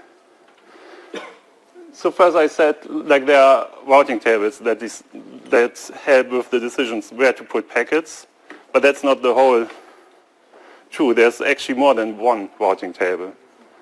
I'm not sure, actually, like, I wanted to check it, like how many there could be. Maybe 32,000, maybe probably something about 64,000, looking at this number. And the one routing table that we looked so far was the main routing table. So here in this policy, like, we have a priority. Well, I would rather, like, originally it's called priority, but it's more like a lookup order, because like lowest number is not the highest priority, lowest number is looked up first. Then we have some kind of policies, for example, in this case very simple, from all, so it just affects everything. And then look up the routing table. And the one that we looked at so far was the main routing table. And the idea to prevent, like to change this, to mitigate the tunnel vision attack, is to introduce another routing table. In this case, you see it here, it's called VPN, and it has a priority value that makes it looked up before the main table, and then you can add the routes that are meant for the VPN policy. So like the whole network 10/8 in this table, and then it will be looked up first. So like whatever options DHCP puts into the main, routes DHCP puts into the main table, it doesn't matter anymore, because the VPN table will take care of this. And then, like, we're in a security dev room, so what do you need in a security presentation? You need some 0 days. Don't you think so? So the good thing, like, this method already prevents against other attacks and so on. So kind of like the 0 days will already be mitigated by this. And then, like, when we looked at this, like initially, like we also thought, okay, DHCP is insecure, you can configure things. Why is it even a security vulnerability? And then we thought about some other attack vectors. So for example, what if the local network is already, has the same IP address range as the VPN? So then you don't need the DHCP option 1-to-1, because the route would already be the same. And like some other similar attacks. And then we found out there is actually, this was actually reported a year before tunnel vision as well. Like there are some related attacks around this. So that's called tunnel track, and they split it in local net and server IP attacks that are mostly targeting DHCP as well, but also DNS as well. Because like, if you think about it, DHCP can, it's an untrusted protocol that can change some things. DNS at the same time is also not really validated, and if you have if you configure your VPN endpoint using a host name, then like if the attacker controls the local network, they can also change the reported IP address, and then again you can use this information to have to manipulate the routing table. So, okay, so maybe no 0 days. Well, that's not true, because like we have, like in my team, I really have very qualified engineers, and another one, the one who initially looked at this problem, because we implemented it. We did not only break it, and in fact, there are 2 more DHCP options where you can configure routes. So there, like we only talked about 1-to-1, but there's also like the older one, option 33. It's not as powerful as the other one, because you can only configure this based on the historical classes of networks. So for, like there are class A, B, C networks, depending on the prefix length. But if you think about like some attack scenarios, like where you want to just tunnel everything through your VPN, so you just have the default route. Then a specific class A, B, or C route is still more specific than the default route, so you still have similar attack vectors in this case. And then Microsoft also has their own option as well, that like we again support, so we also knew about this. So should this be 2 more 0 days? Like, do we have also, I don't know, tunnel drift and tunnel drift or something? And there's even another 0 day. I just call it 0 day for fun. So I don't really think it's another vulnerability, but because like there were already so many CVEs around the different aspects. And like this is a topic, this is something that has been often a topic at FOSDEM as well. So I was wondering if anyone has a guess what it could be, if you think about what we saw so far. I wonder what happens if the local IP address in the network, the untrusted network you're connecting to, clashes with the one you want to connect to. Yeah, I think that's basically the local net. Like I would call it like a variant of the local net attack, because it assumes that you use the same local network as the VPN, but if just the gateway is the same, so you have at least one host that could be the same as the VPN. Anything else? Like what innovation did we have in the network at FOSDEM? Yeah, IPv6. Exactly. So like all the examples that we saw, only IPv4. And what's with IPv6? So like there's also DHCPv6, but it doesn't support routes. So is it safe or not? No, it's not, because there's the stateless address auto configuration. So routers, by default, like everyone who supports IPv6, will accept routes that are announced by the router as well. So in the end, you can do the same attack there as well. But is this really a big problem? Luckily not, because Linux supports these route policies, routing tables, just the same with IPv6 as with IPv4. So same solution, you just need to remember there's also IPv6 coming, or at FOSDEM it's already there.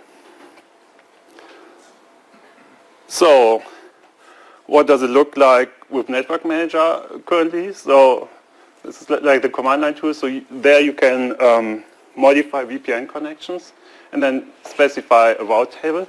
So Network Manager doesn't support names for route tables, only IDs, because the name to ID mapping is something that's in user space. That's not like an official API of the kernel. So Network Manager cannot really rely on this.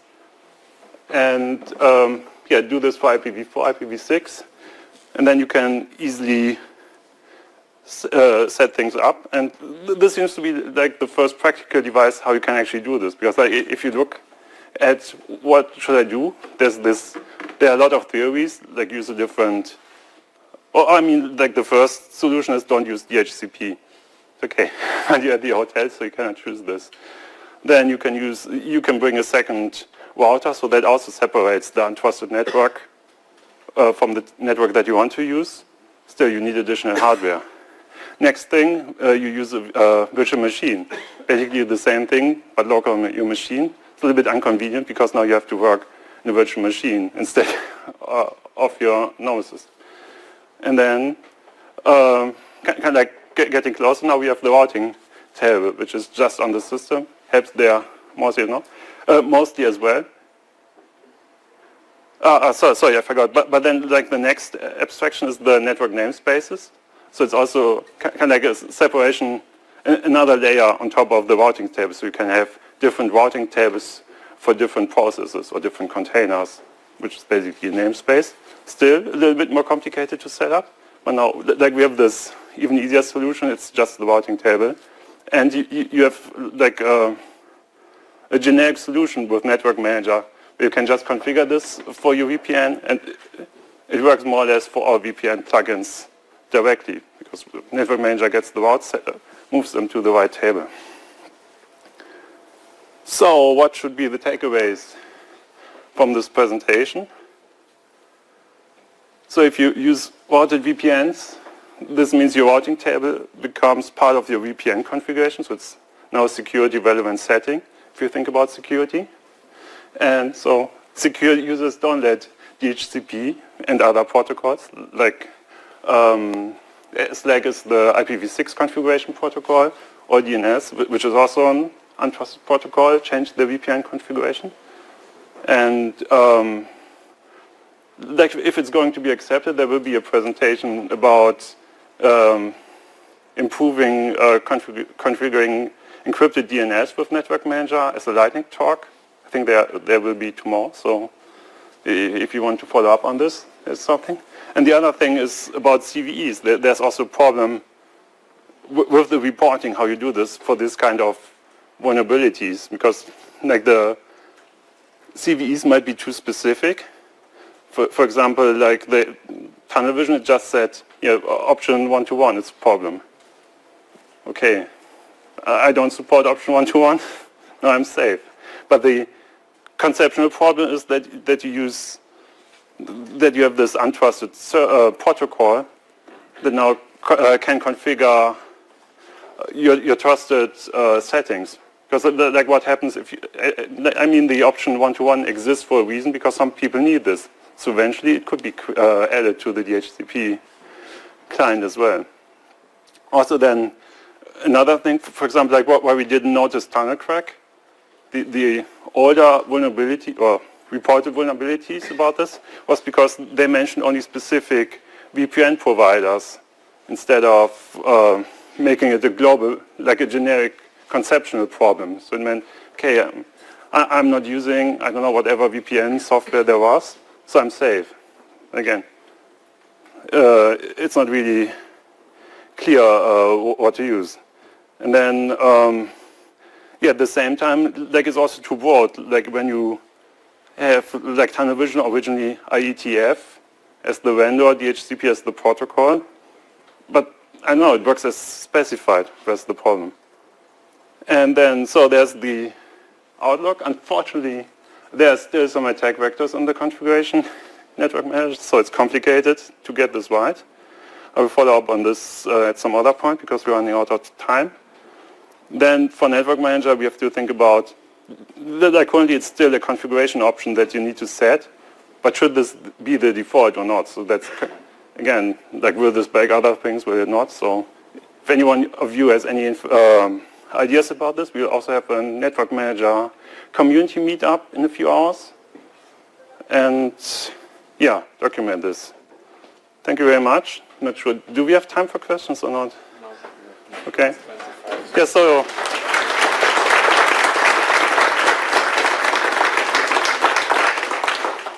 I will be at the community meetup if you want to ask some questions. And please also use the pre-tag system to provide some feedback if you liked something or didn't like it. Thank you very much. Thank you. I will try to take it from you. I think we put it somehow wrongly, so I have to figure it out.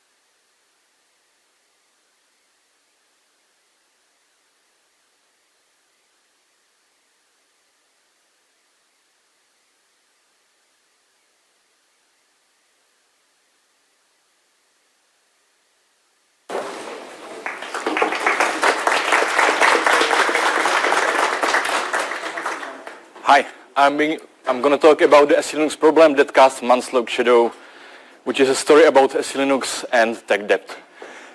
Before we start, do we have any real customers, real users, past or present? Okay. I have to start with the disclaimer that these slides are my own recollection of the events and nothing contained in them is official Red Hat communication. If you are interested, please talk to our support if you need information or need help with your systems. So who am I? I'm a software engineer and a product owner for content management and data collection in the client tools team. That's where RHEL, Red Hat Insights, Red Hat Satellite all meet. And indirectly we support much more use cases like OpenShift or Podman Desktop. And our team is directly for RHEL. We don't have any true upstream. We target RHEL while supporting Fedora and CentOS indirectly.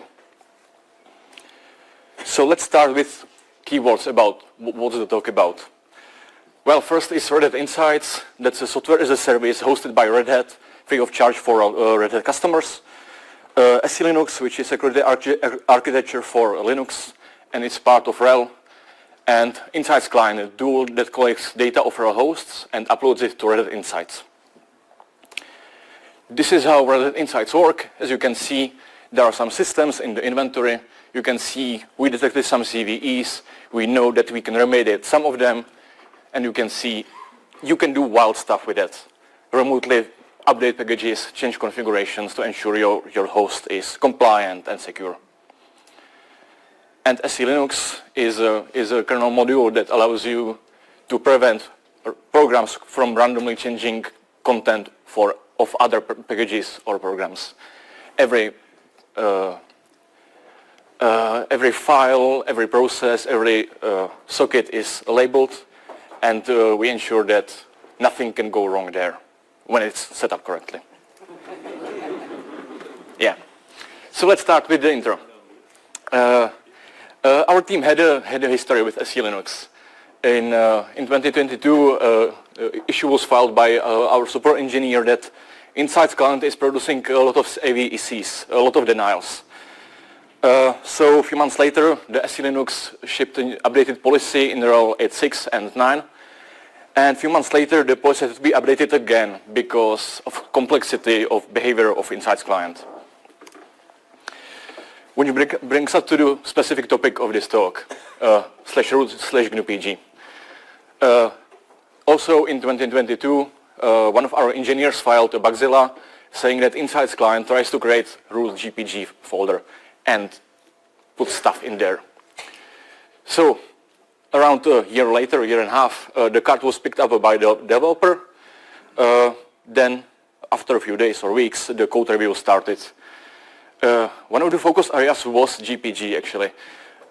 We knew that its daemon may cause weird race conditions when it cleans up after itself. Our colleagues from Convert to RHEL and RHEL upgrades let us know. It took some months, but in February 2024, our QE engineer performed the manual verification and the PR got merged.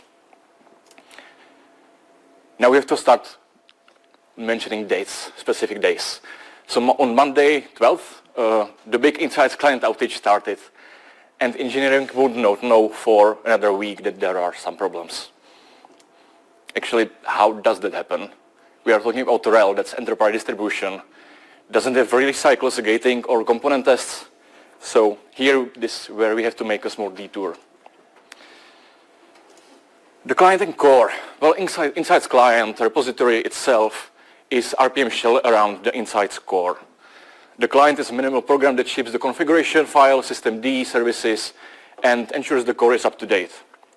The core is GPG-signed archive that contains collectors and parsers that later Red Hat Insights use to display recommendations or ensure compliance.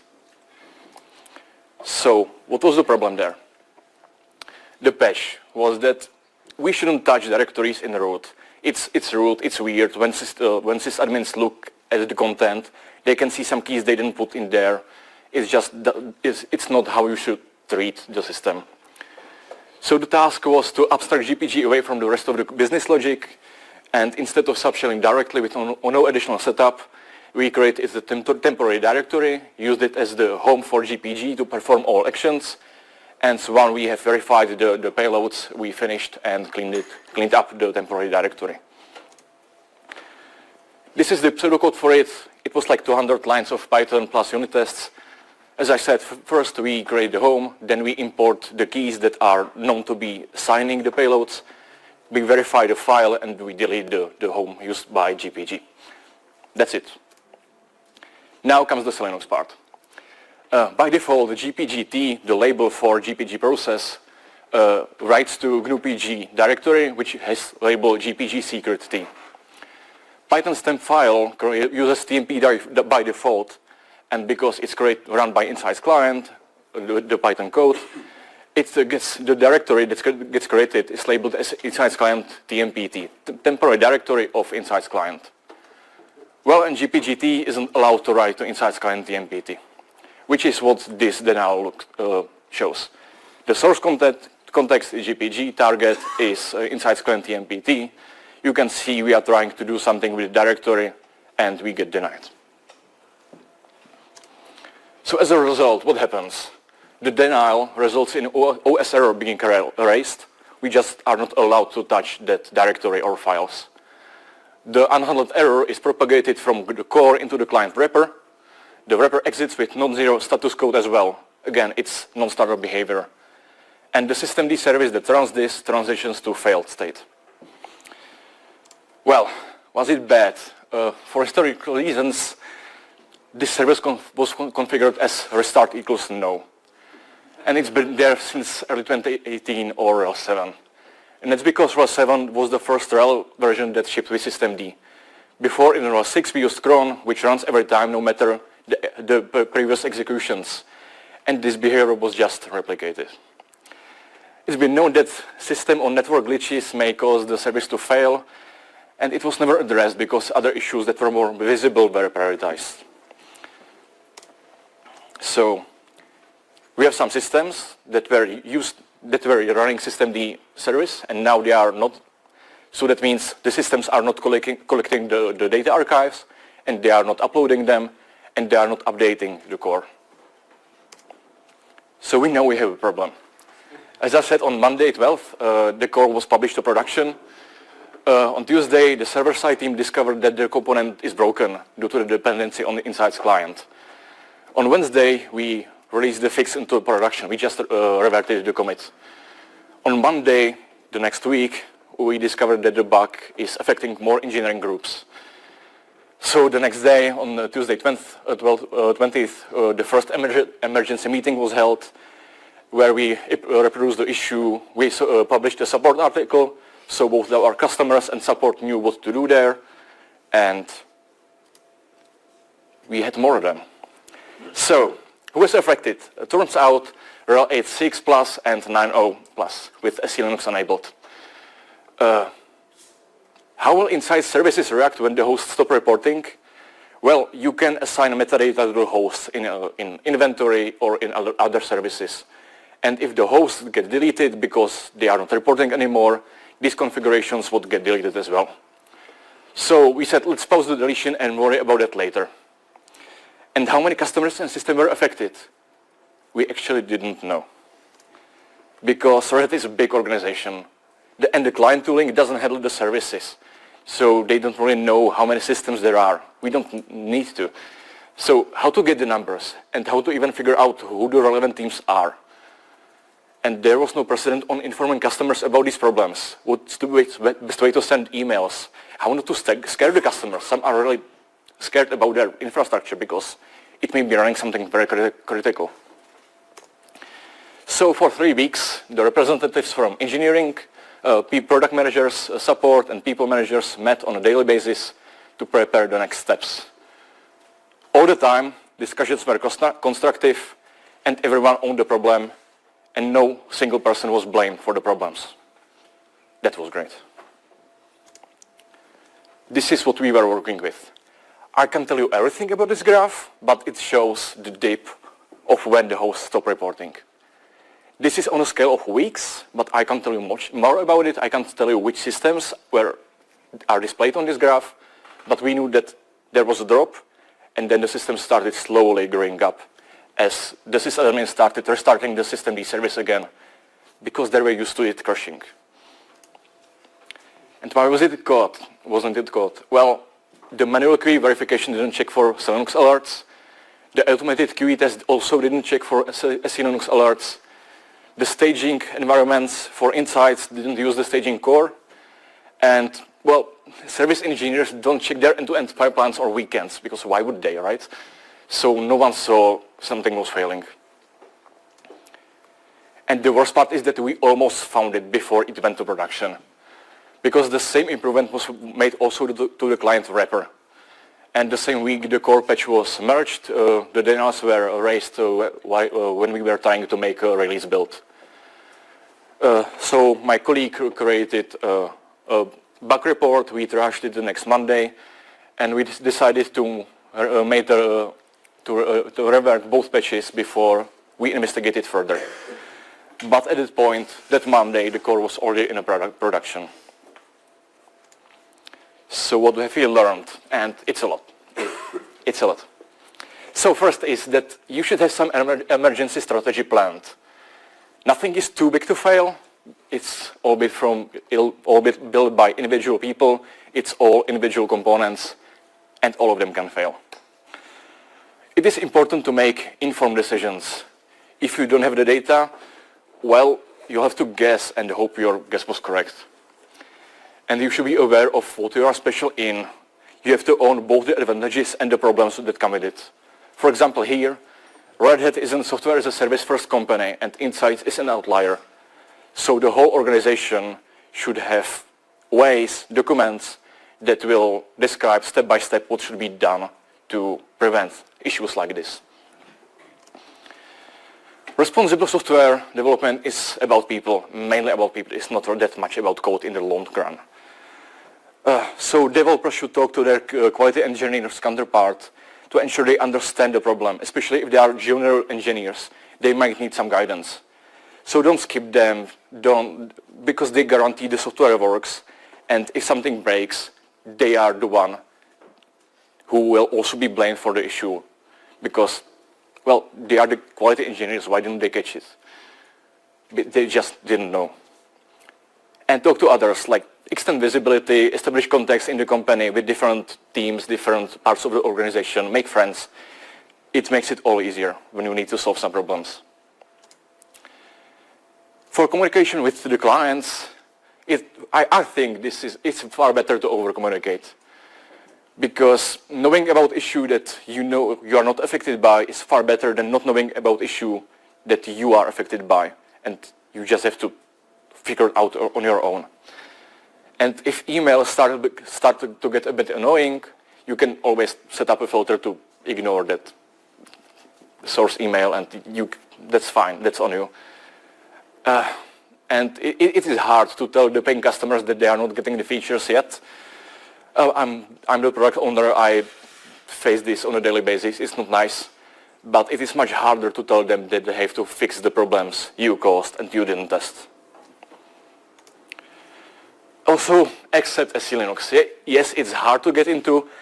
It's still on my to-do list to go through the learning to understand how to write the policies. But if SC Linux is the supported use case for your program, develop and test with it. That's the only responsible way to deal with it. That also works for all other constraint systems like FIPS or other compliance.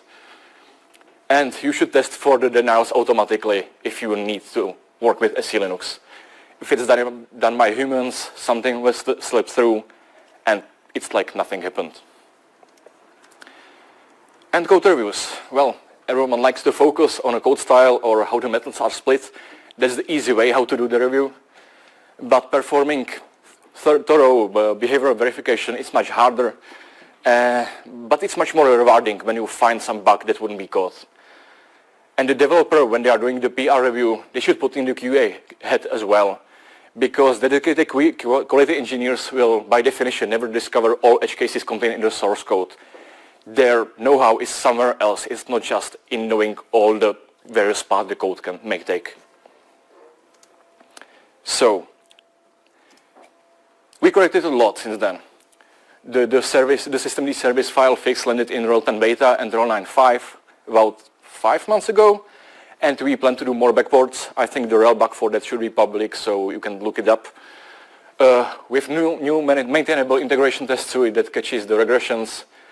The automatic async checks are still there, which is troubling me, but it's in early development, and we hope to tackle it in the next few months.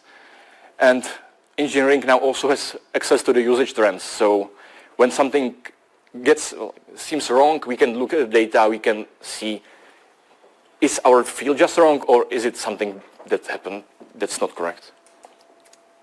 So how did the final fix look like? Well, it was basically a one-line change.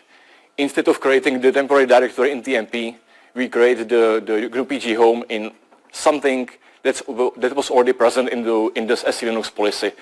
I think it's something like var lib or something like that. Otherwise, the code stayed the same, and it works. And why did I tell the story? Well, I'm the engineer who authored the patch, so that's on me. I'm the tech lead for the RHEL component. Fun fact is that I took over 1 week before this started, so it was very harsh, but it taught me a lot. And as I said, I'm a PO for the whole area, and I think this is something that should be shared with the public, so it hopefully doesn't happen for others as well. So that's it.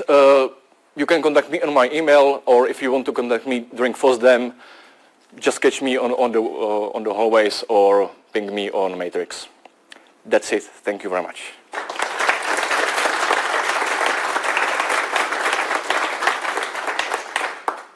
Question time. Are there any? Yes, please. Yeah, I have a question. So I was always wondering, how do the development teams communicate with the SC Linux teams in Red Hat? Like, is there a process where, like, for example, a path changes, you're like telling the SC Linux people, hey, please fix that, or like, how does it work? Right. How do developers communicate with SC Linux team? Well, for us, we have a monthly sync in our calendars, so we put our agenda there, our questions, then we visit them, and we get our answers from them. But if there's something urgent, we ping them on Slack, and we have our contacts, we are friends, so when there's something critical, we can always talk to them directly, even outside of the scheduled agenda. Yes, please. I really like SC Linux, and I use it for my own home server, but at work I'm finding it very difficult to convince my IOPS to implement it, especially when most applications, I work in telecom, so most charging, billing applications, they don't really like SC Linux. So did you find a way to automate some of these policy creations other than audit to allow? How to convince others to use SC Linux and how to create the policies. I don't have any clear answer on that. We are solving that with some of our other packages. Audit to allow gives you something, but it's not enough. So for that, we created some Jira cards that are shared between our team and the SC Linux team, and they need to help us write the policies and to ensure they are actually correct and we didn't miss anything. So it's hard, but it has its value, as you said. Yes. If I may, I lead the SC Linux team at Red Hat, and we can maybe have a chat afterwards, because with, if you want to confine containers, for example, you are able to generate a Linux policy from scratch. That's one of the options, to put your services to the containers, and we have some kind of ways how you can convince like your colleagues about the Linux. But let's speak about it like later if you want. So to repeat on microphone, Lukáš Verbec over there will help you with anything you may want to solve. Yes. So in the title of the presentation, you talked about, you said it's a story about technical debt. I'm not sure which part was technical debt. So it was on several bits. One was the restart no declaration in the systemd service. It should have been fixed. Like, it should have been there since the beginning, but I wasn't in the team yet, so I don't know what happened back then. The other part was that our integration test suite for the tool was very old, and we were about to create a new one from scratch that was maintainable. And we didn't have it yet, but we shipped big change, and we just didn't know how threatening it could be. So that's one of the other things that we fixed. Now we have new test suite that works on all the raw versions we need to test. It's written in readable Python. It has abstractions that make sense. And yeah, there is a lot of tech that we can talk about it later if you want. Or you can just read the source code on GitHub. You will find a lot.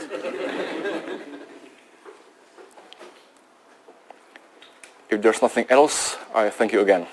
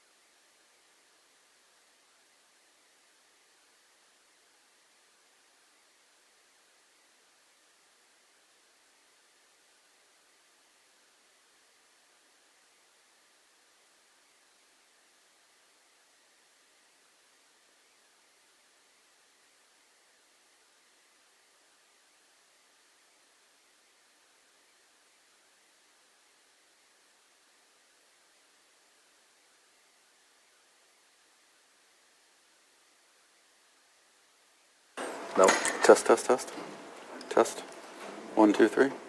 Test. You won't hear. 1, 2, 3, 4, 5, 6, 7, 8, 9, 10. Yeah, it works. It works. No, no. I mean, I want to know if it's overdriven or. If you are speaking like this, it's definitely not. Speak louder. 1, 2, 3, 4, 5. This is perfect. All right.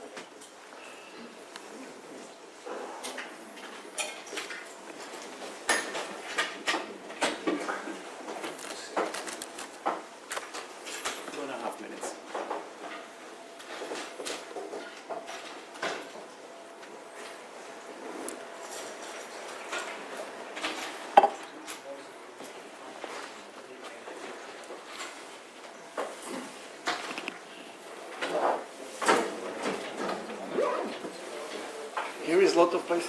Let's go here.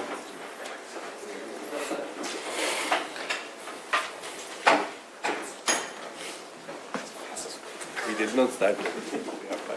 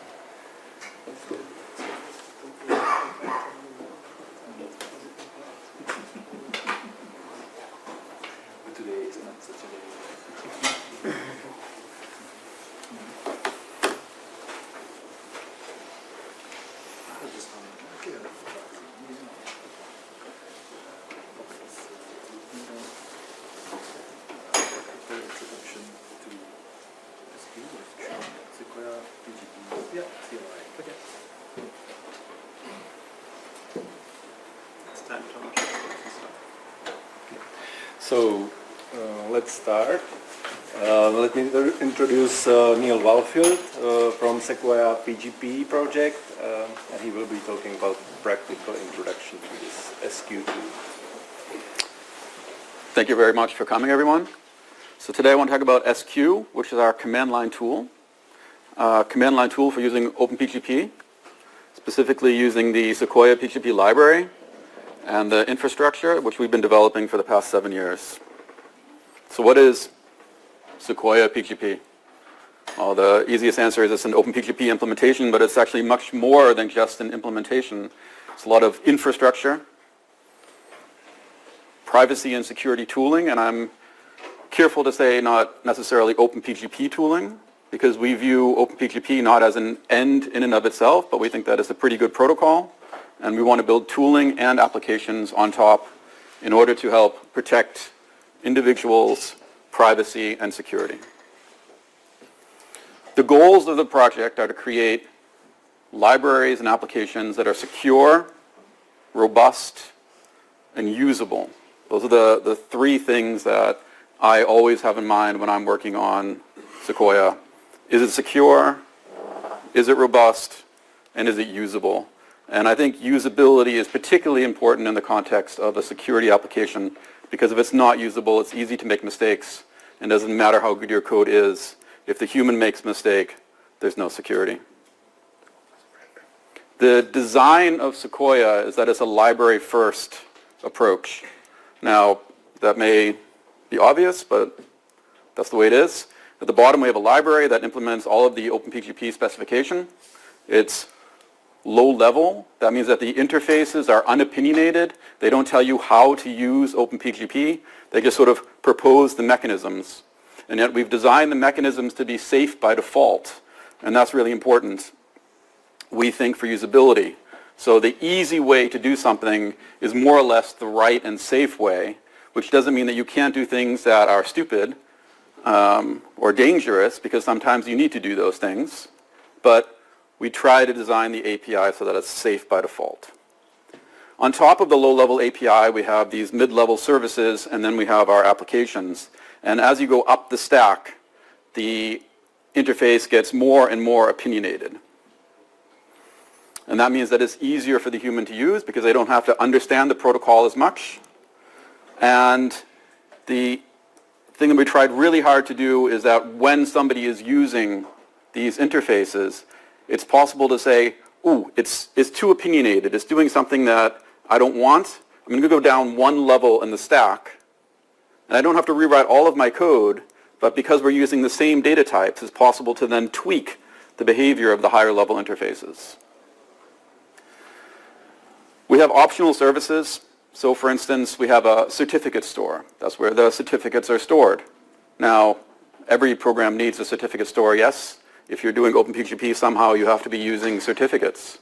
But maybe you already have a service that has a database with a Postgres table, and there's a user table, and then you just add a column for the OpenPGP certificate. All right, you're done. You don't have to use our certificate store. You already have a certificate store. Just put the certificates in there. And the other thing that we were doing while we were developing Sequoia was reevaluating existing paradigms, which means that OpenPGP is over 31 years old. People have ideas about how it should be used, and we think that some of those are okay and some of those can be improved upon. And we questioned everything, and we came up with some different answers. And I think you'll see some of that soon. So what are the components? Well, at the bottom of the tree, which is at the top of the slide, we have OpenPGP, which is our low-level library. And then we have a whole bunch of sort of middleware on top. We have a certificate store, a web of trust engine, network access, autocrypt, configuration policy, and there are other things that I didn't show here. And then we have, for instance, SQ, which is our command line tool, and it uses all of these high-level libraries and services and provides something even more high-level designed for end users. RPM is another program that uses Sequoia. It doesn't use all of these things. It doesn't use secret key material. It has its own certificate store implementation. It's actually using the same specification that we're using, which is the shared OpenPGP directory. RPM has its own trust model, but it does use the configuration policy framework that we have. Okay, so finally we're getting to SQ, which is really the meat of the topic today. It's a command line tool. It has a subcommand style interface. Two examples here are SQ key generate. So we have, for instance, key, which is sort of all of the functionality related to key management. And then you can generate a certificate. SQ network search. We have a whole bunch of network-related functionality. Search means go out on the network and find a certificate given some identifier. All right. It's a high-level interface. It's very focused on end-user workflows. And if you're unhappy with that because you want to use it in a script, which is okay, then you shouldn't be using SQ. It's not for everybody. If you really need to do the dangerous stuff, then you should be using the libraries. And SQ now has a stable CLI. We released version 1.0 this past December. And the promise that we made with 1.0 is that we're not going to break the API anymore. So we have a mechanism for doing future compatible changes and backward compatible changes, but you can now write scripts and you can expect them to continue to work. And one of the interesting things, I think, is that SQ can be operated in a stateless mode, which means that you don't have to set up a home directory whenever you do some sort of operations. It can work all in memory, and you provide the files that you want to work with. For instance, the certificate can be in a file. You say, use this certificate, which is in this file over here, and there's no state. So demo time. I'm going to demo SQ, specifically 1.2. If you're on Fedora, then you have 1.1.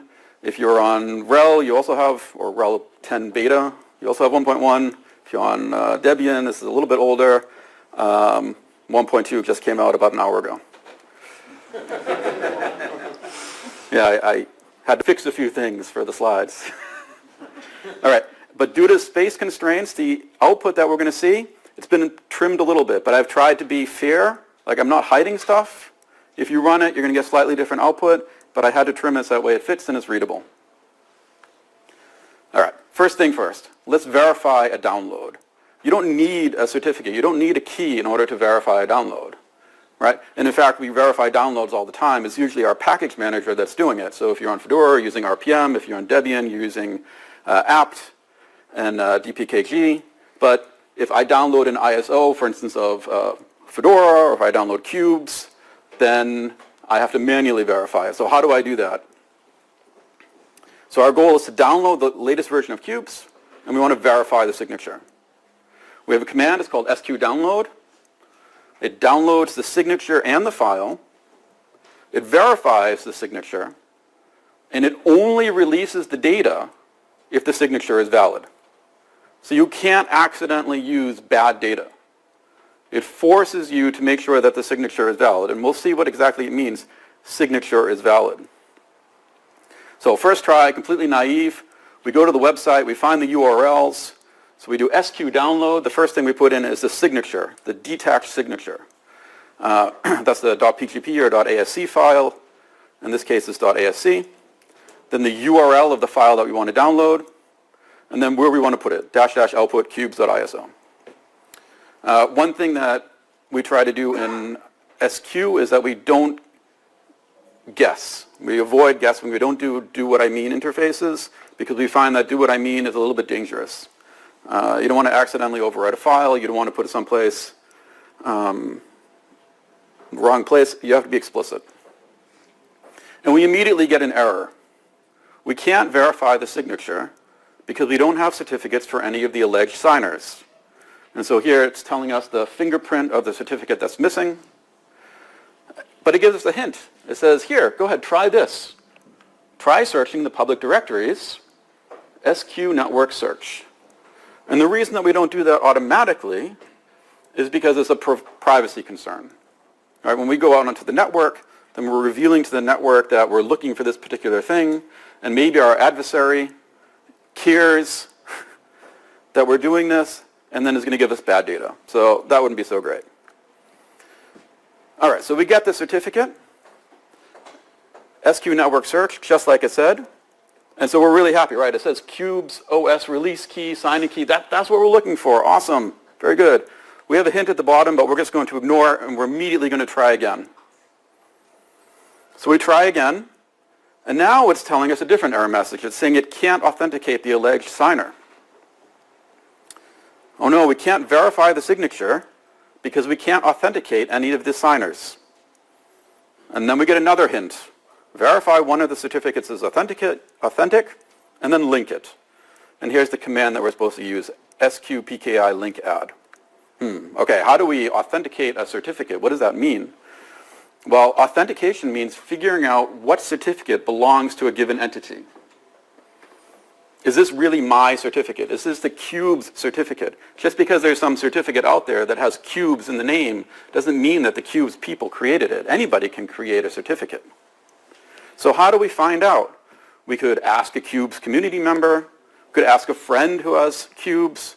We could go to the cube stand here at FOSDEM and we could say, hey, what's the certificate that you use? Or we could even go to the website and it's linked right there. Now, using the website means that you add X509 to your trusted computing base. Maybe you're willing to do that, maybe not. It depends on your threat model. All right, but let's say we authenticate it. We figure out what the right certificate is for cubes. So we do this sqpki link add thing here. And it says certification created. what exactly happened? Well, if we take a look, we can use the sqcert list command, and we're saying, tell us information about this certificate. And we see the user ID, and there's a little check mark saying that it's authenticated. And if we look here, Sequoia is saying, well, why is it authenticated? Well, the local trust root said that this binding between the certificate and user ID is correct. And why did it say that? Well, we just did sqpki link add. So it was pretty straightforward. We didn't have to specify a certifier or anything. We just said these things belong together. And the interesting thing is that this was modeled in the Web of Trust data. It's not some additional mechanism on top. It's a unified trust model. So we can use the Web of Trust calculus in order to compute whether or not a binding is authentic. Let's give it another try. SQ download, just like before.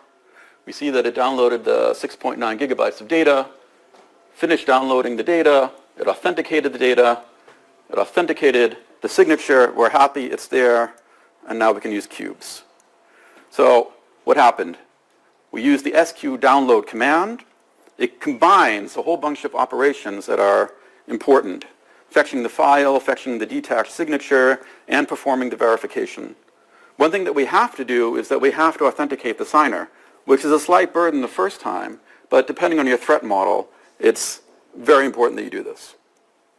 And if you're on Debian and you want to verify, for instance, a Debian package, you don't have to look all around. You already have Debian installed, and the keys are already there, so you can go ahead and immediately link those. And finally, the data is only released if it can be authenticated. You can't accidentally use something that is provided by the attacker. All right, demo number 2. Let's sign a message. Well, first we need a certificate, and then somehow we have to make it available to the recipient. All right, so here we have Ada Lovelace. She wants to make a certificate. She puts in her name, --name, --email, ada@example.org. And then there's this one more parameter over here, own key, which means that that's her own key, her personal key. She fully trusts it. She's not giving it access to anybody else. It's hers. It's like a CA. And then sqkeyGenerate conveniently prints out a little bit of information here about what was created, the fingerprint of the new certificate, and then it even tells you what to do next. If you want to attach it to an email, you would export it. Or if you want to publish it, then you would use SQ network key server publish. So SQ is there for you. It's your friend. It's your guide. And now we sign the message. So we want to do echo hello, SQ sign, and then we get the PGP message out, and we can verify it. And when we do verify, it tells us not only that the message has been verified, but why. And then again, it shows this path here, local trust root to this certificate. And that was because sqkeyGenerate created the appropriate links based on the local trust root. And we can make a detached signature. Right? So if we're going to do a release of some software, then we would sign it. Again, we use SQ sign. And then we can verify it, and we see again the path. So it's clear. All right, let's sign a certificate. We go to FOSDEM. There's a key signing party. Everybody goes. Alice meets Bob. Actually, it's Ada meets Bob. And she vouches that Bob has a certain certificate. In our terminology, vouch is a public assertion, and link is a local assertion that's never exported from your computer. So this whole local trust root stuff, even though it's saved as Web of Trust data, is not revealed to the network because it's only locally stored. So we searched for Bob's fingerprint. We got it on the business card or whatever. And then we do sqpki vouch add.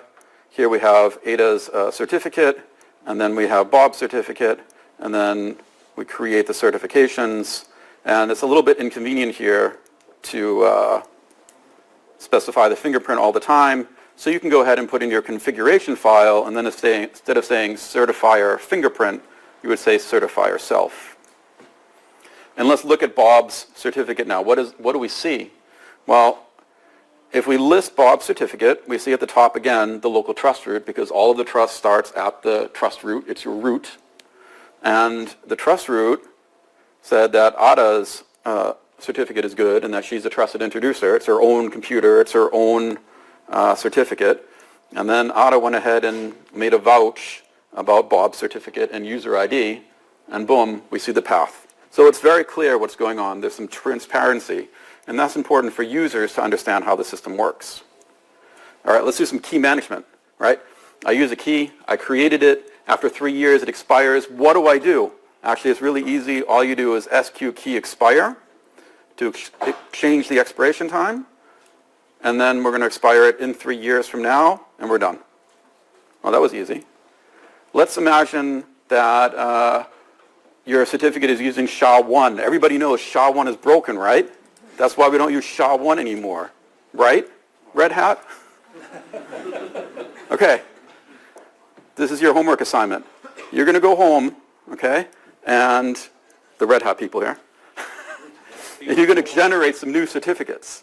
You have to make sure that they have the same user IDs. You want them to have the same structure, right? Because if it's a signing key, then it doesn't need encryption-capable keys.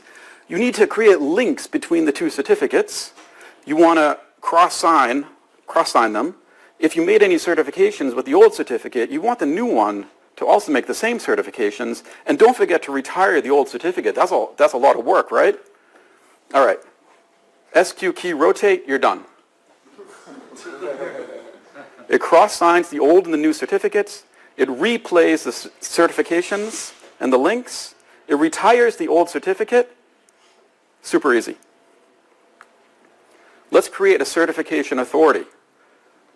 Why do I want to create a certification authority? Because doing this whole authentication thing is a little bit annoying sometimes. So you might be a business, an organization, a family, and there's always somebody who's, or an activist collective, and you have somebody who's technically savvy and other people who aren't. So you create a CA and you let them use it. The admin vouches for the different members of the organization. You publish it, the certificates and the vouchers in, for instance, a WKD, and you have to keep them up to date, right? Like the first step is really easy. Everybody's willing to do that. Spend half a day setting everything up. It's perfect. And then a year later, you have to change something and you have no idea anymore. You got to keep it up to date. All right, so first we generate a CA key. And here it's the same, it's very similar to what we did before, but we say we cannot sign, we cannot authenticate, and we cannot encrypt. It's only for certification because your CA key doesn't need to do those other things. Then we add a vouch for Ada. And now we have to set up our WKD. How do we do that? SQ network WKD publish. We specify the trust root, so our CA. The domain is example.org. And then we're going to rsync it over to the web server. And we see it's going to do Ada and the CA, and it's published on the web server, and bam, we're done. Beautiful. How did that work? It only did the certificates that are authenticated for example.org. So even if you have a whole bunch of junk in your certificate store, if you haven't created vouchers for them or you haven't linked those certificates, they don't get published. It's completely safe to have lots of junk. SQ only works with things that are authenticated. All right, so you do this one time, and then you put it in a cron job, and you're done. All right, so let's use a CA. How do we do it? We want to send an email, an encrypted message to Ada. We can't do it because we couldn't authenticate this certificate. All right, so instead of linking Ada's certificate, we link the CA's certificate here. We authorize instead of do add. And now it's the CA. And by the way, we have a scope here only for example.org. This CA can't be used for anything. It's not like X509 where once you trust a CA, it's like, ooh, anything. No. Very, very scoped, very tight scope. And then we do SQ encrypt. Works, beautiful. Everybody's happy, easy to use. What happened? Here, we list Ada's certificate, local trust root, CA, Ada. Again, that nice path. All right, summary. SQ supports high-level workflows. It guides the user with lots of hints. SQ has some new concepts. We have this local trust root, we have links, and we have mandatory authentication. There's no curated keyring.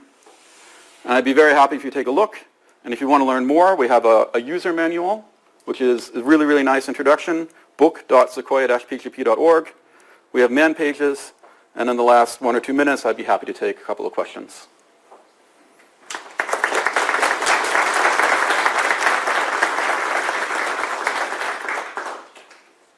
So we have 3 minutes for questions. There's a question on Matrix by Thomas Mann. He's asking, I was using this, but noticed that YubiKey support doesn't seem to be available. Any plans for hardware key support specifically? Right. So hardware key support in SQ. The answer is that SQ actually supports multiple backends. So it has its own local key store backend, so soft keys that are stored in the file system. It automatically uses GPG agent. So if you've already configured GPG agent and you run SQ the first time, you will see your GPG keys just magically appear because SQ talks to GPG agent by default. It also has support for using PCSCD. So if you use PCSCD, then you can also use your YubiKey. It's a little bit problematic if you have GPG agent installed because by default GPG agent will lock the OpenPGP app on your YubiKey. So it's kind of one or the other, which is a little bit tricky. Or you have to go into the advanced configuration for GPG agent and put into shared mode, but that's kind of dangerous because as I understand it, the locking is not guaranteed to be correct.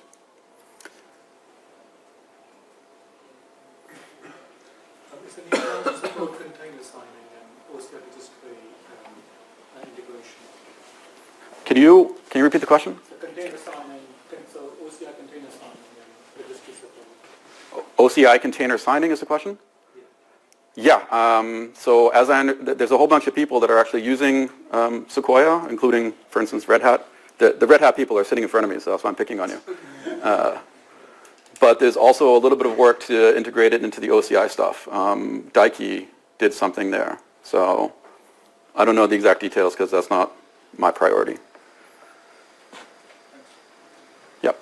If I want to manage the PGP keys of the company I'm working for, and I follow the CA creation, can only I do it, or am I the only failing point, or can I somehow put this in a Git repository and share it so that everyone who is competent enough to access this Git can add keys or deprecate keys? So the question was, if I'm at a company and I want to do a CA, how would I do it? Should I put it in a Git repository? And I would not put the secret key material into the Git repository. Only the public keys that are needed for the web key directory. Right. So only the public keys. So yeah, you could put them into a Git. The way that the synchronization works is that it's not a one-way synchronization, it's a two-way synchronization. So SQ first downloads the whole web key directory. It adds any updates that you have locally, and then it syncs it back to the server. So you can view the web key directory as being like half authoritative, and the actual authoritative part are the certifications that you make using the CA key. It's time's up, as I understand it. It's a little bit confusing. I agree. It's not that hard, but we should probably work it out and not right here. Thank you very much for your work. Thank you.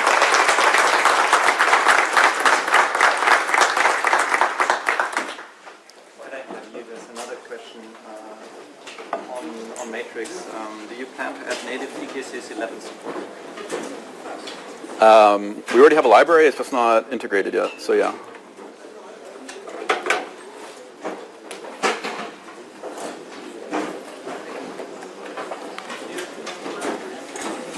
Sound checking. Okay. If you just say something, 1, 2, 3. Hello, hello, 1, 2, 3. Is that okay? Could you click it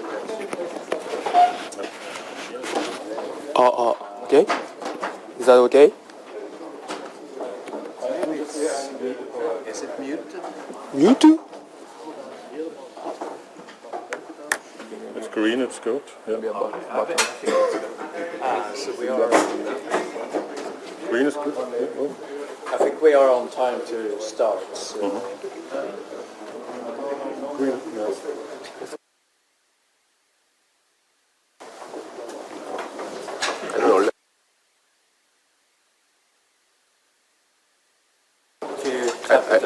Yeah, I think that's good. Try it again. Is that okay? 1, 2, 3. Okay? Do you want to introduce? Okay. Welcome everyone. Please welcome our next speakers, Alexander and Takashi. They are two maintainers of the Kiko software. So thank you for being here. Okay, hello.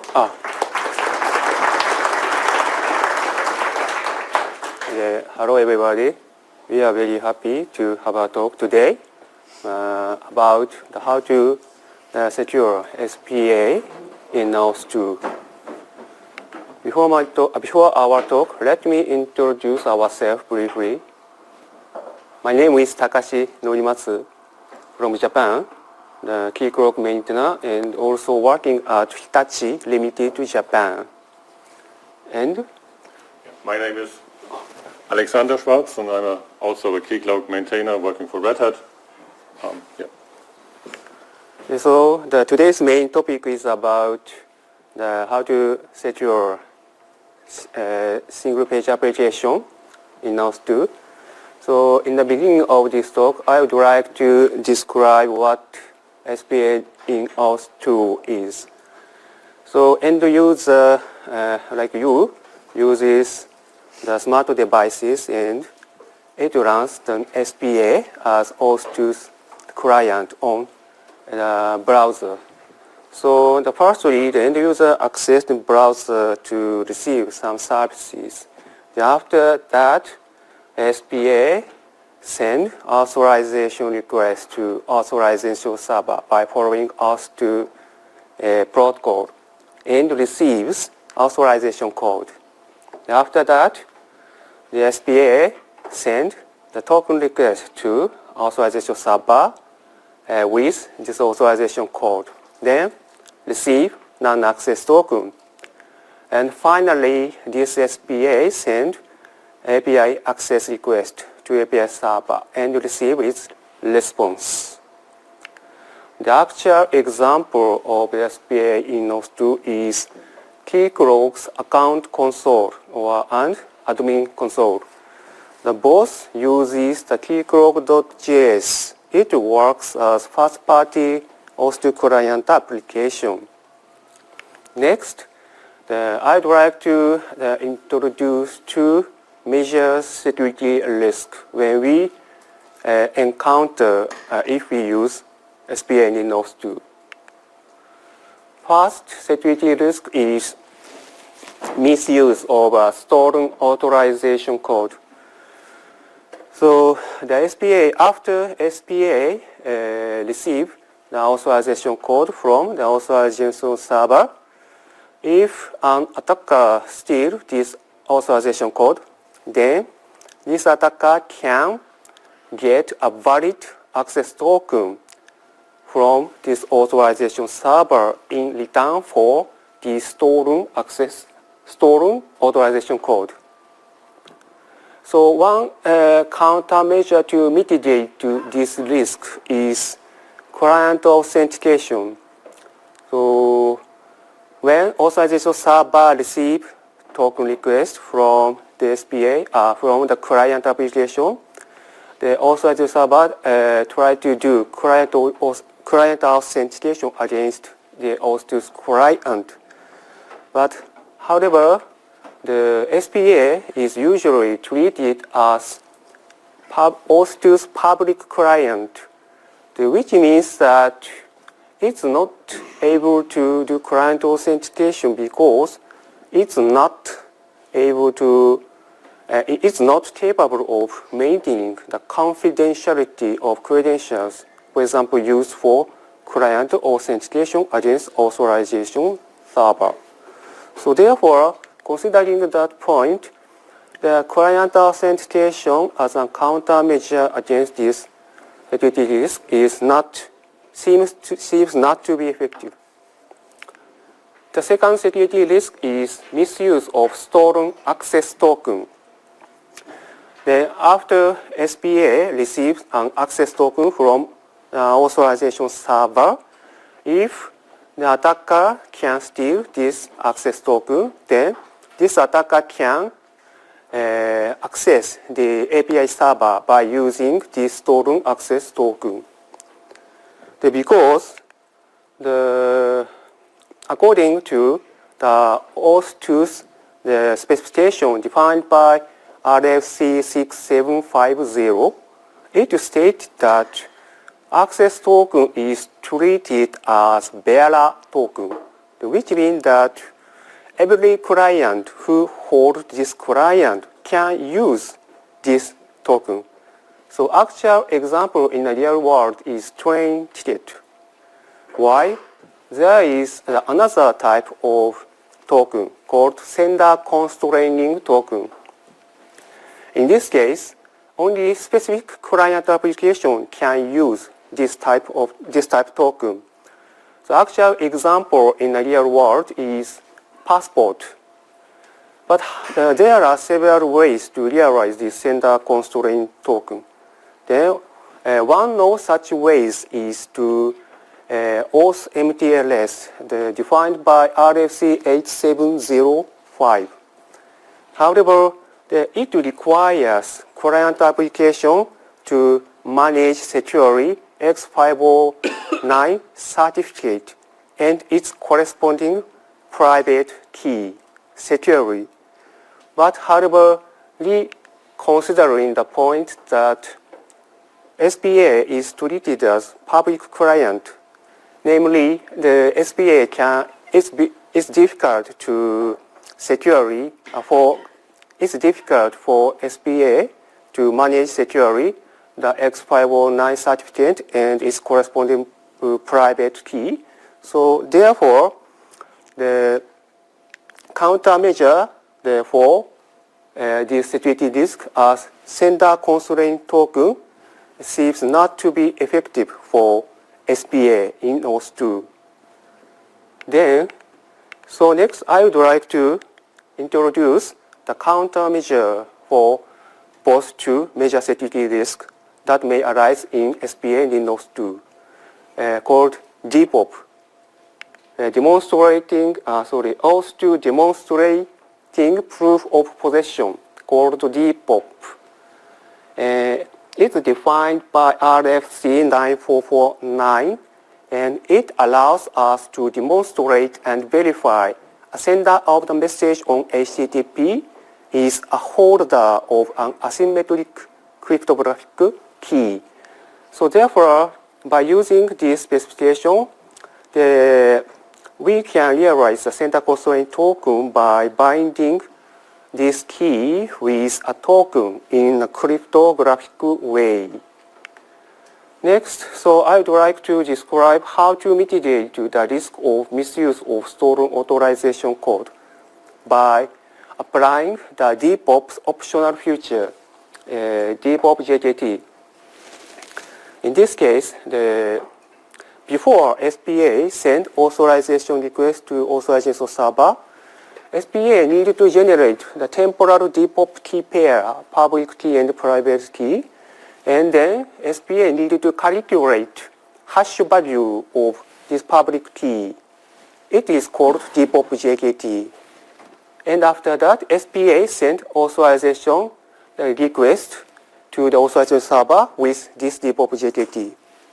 Then, when authorization server receives this request, authorization server generates the authorization code and bind this authorization code with DPOP JKT.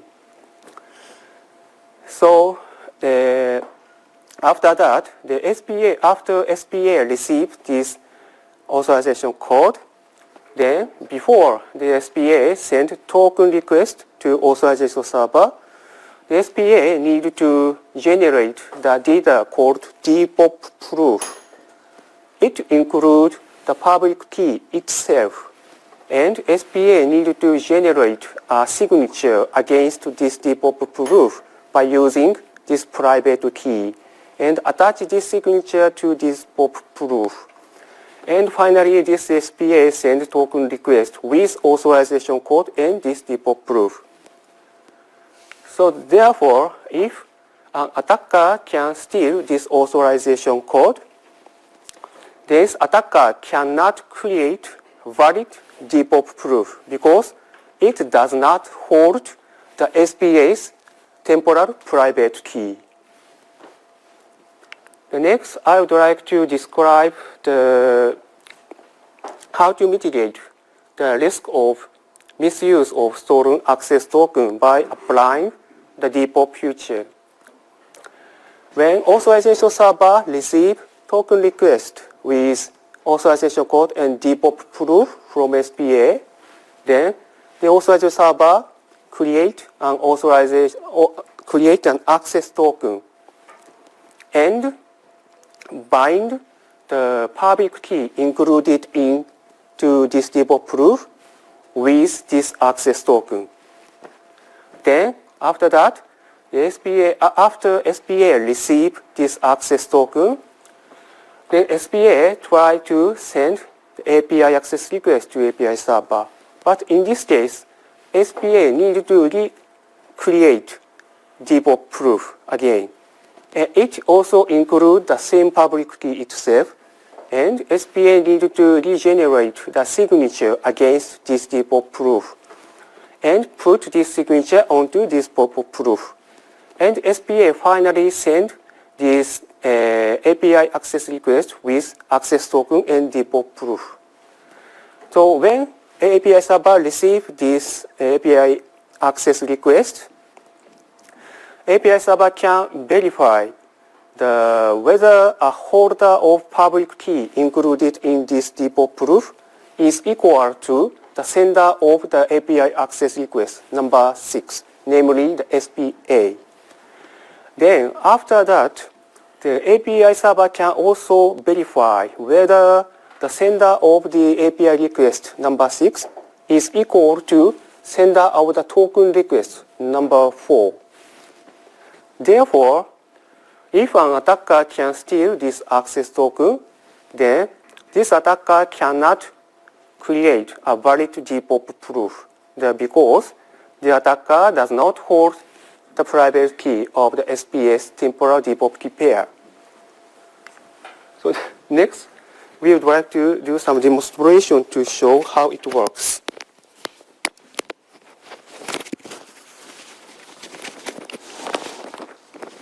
I broke it.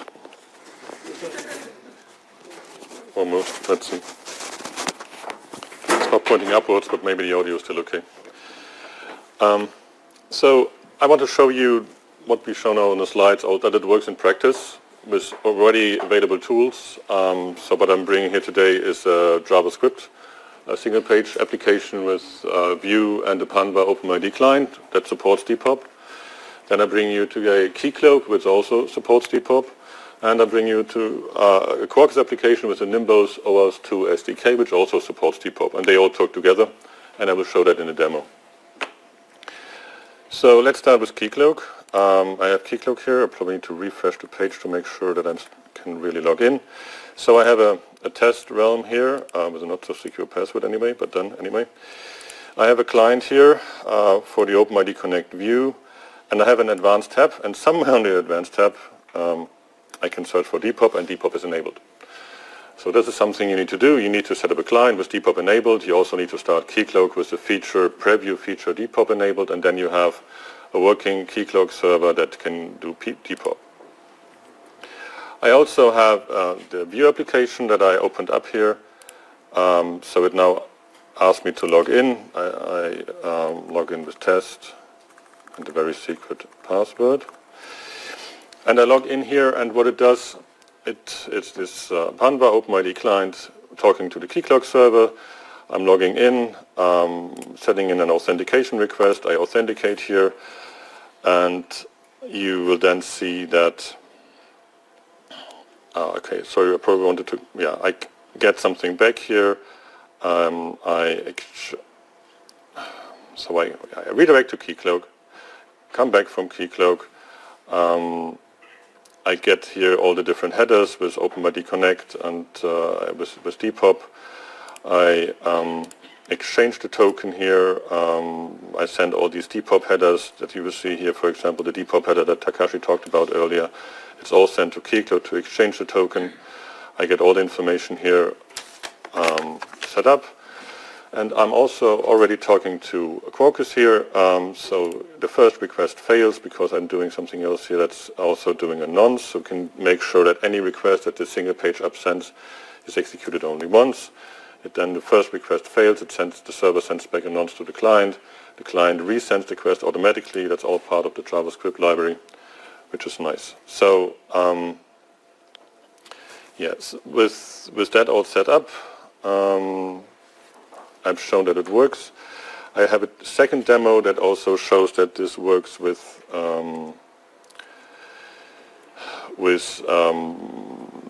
Apache 2, with mod-out OpenID Connect. I think I'm running a bit out of time here.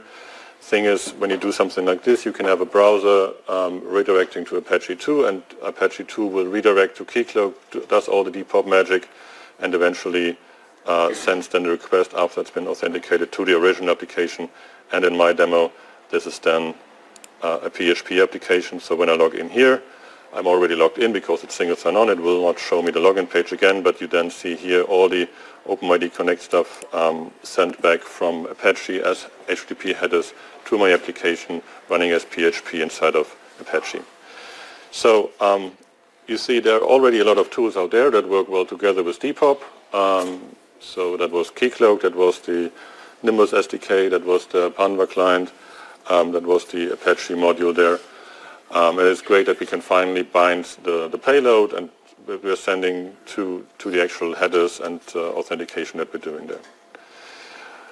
Right. When you do an application like this, you will see that more headers are sent back and forth, and you might want to configure your course in a way that it works so that it really does all the additional headers. For example, some pitfall might here that you really need to make sure that this new header Depop and Depop nonce are really exposed in the right way to make this course work properly. All right. So yeah, handing then over back to security configurations with you, Takashi, and we might then soon take the questions.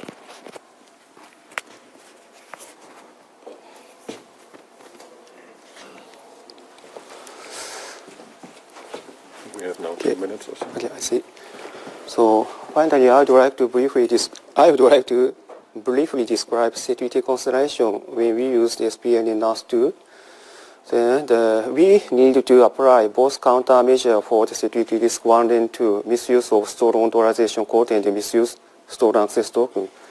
If the countermeasure for risk 1 lacks, an attacker can receive an access token by using attacker's own Depop key pairs. So therefore, both countermeasures are needed. And also, we recommend that you apply several countermeasures for the misuse of a stolen authorization code. As you may know, the proof key for code exchange called PIXI, defined by RC 7636, that also can prevent this type, can mitigate this type of risk. So therefore, considering this point, we recommend the following options for countermeasure combination: applying Depop, JKT, Depop, or PIXI, Depop, or PIXI, Depop, JKT, Depop, or applied. Then in our talk, we introduced briefly the SPN in NAS2 and described the 2 major security risks. And we introduced the countermeasure for such a security risk in SPN in NAS2 called the Depop. And so finally, we described briefly the security consideration where we used this Depop in SPN in NAS2. So this topic is a little bit complicated, so therefore it took a lot of time to describe here. So to say more precisely, this slide includes a lot of information.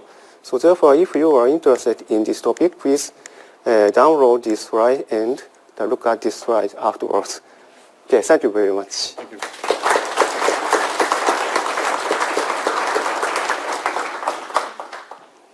There is time for a few questions. Yes, so what you're mitigating here is the token being stolen. Stolen authorization, stolen access Yes, token. while it's in transit. But in my guess is that the most common way that a token gets stolen from a front-end SPA application is through cross-site scripting attacks. And when you have a cross-site scripting attack, the attacker can steal the private key without any problem. So is it even possible to secure SPAs using the world? Okay, so can you please repeat this question? Okay, we should repeat it for the microphone. Okay.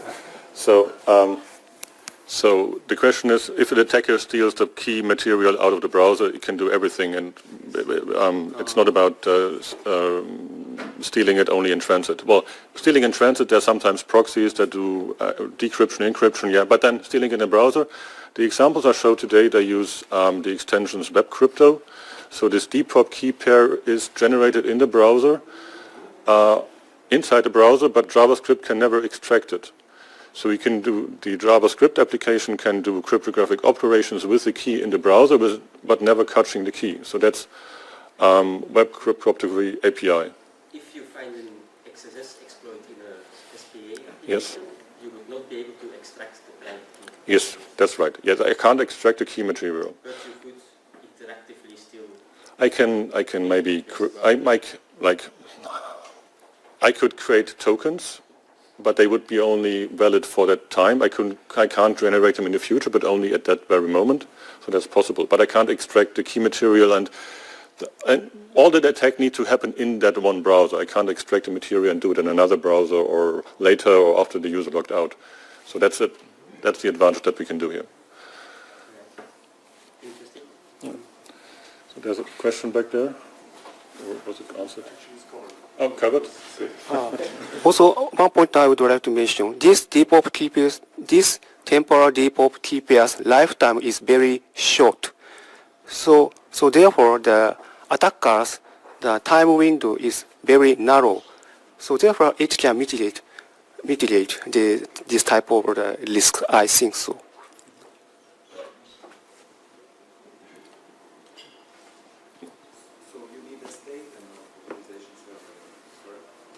So the question was, do we need a state on the authorization server? Yes. So yes, in a way, if you're using nonces, your resource provider needs to know that this nonce has not yet been sent or generated maybe with a timestamp and whatnot. You will always, as a user, have a session with the authorization server, with Keycloak in this example. So yes, there are sessions involved and state to be held on each of the parties involved here. Time for one more question. Sorry, that Keycloak.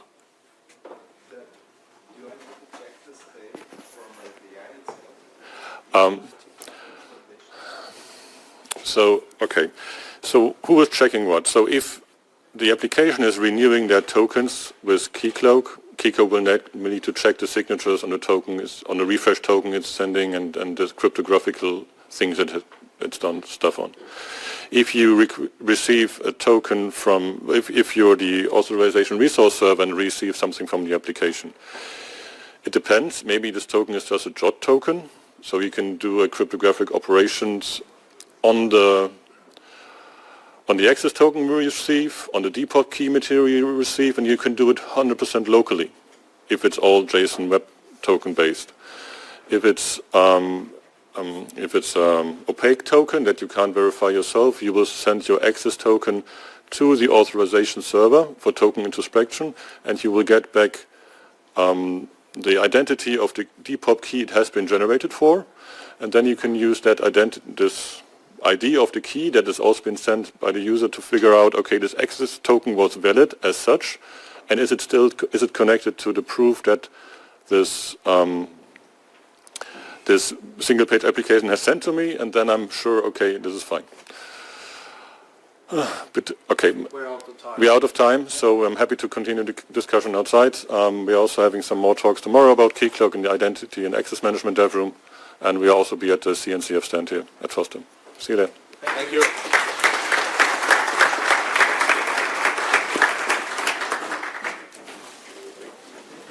Great. Thank you. Thank you, guys.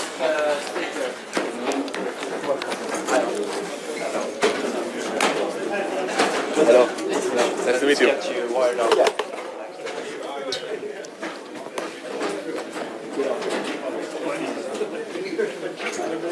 Very easy. HDMI. Mic. HDMI. Let's check this. Sometimes I have some problems with it. Simon E.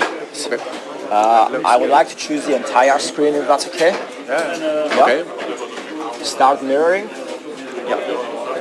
So let's check. Yeah. Perfect.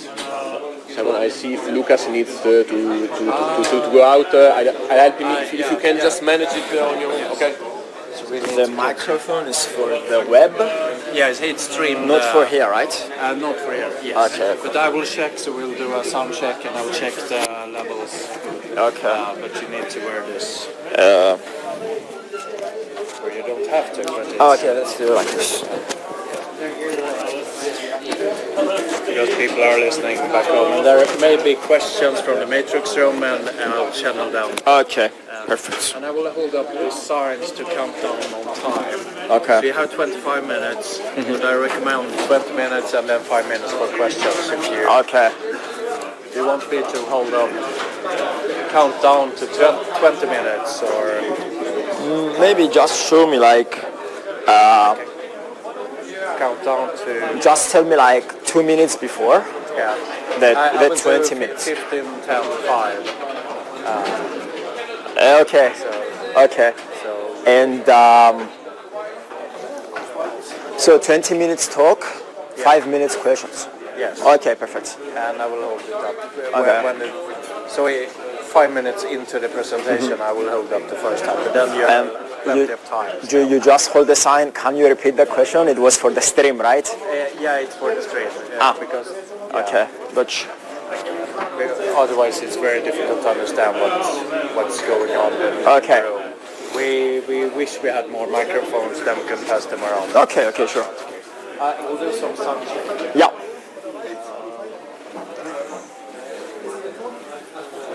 Can you tap the micro and say something? No, wait. Oh, okay.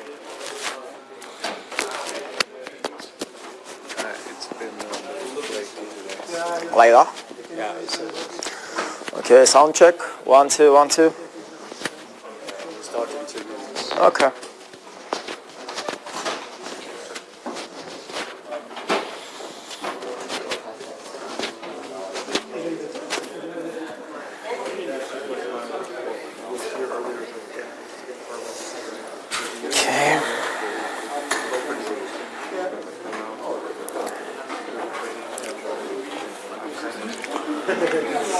Let's check this.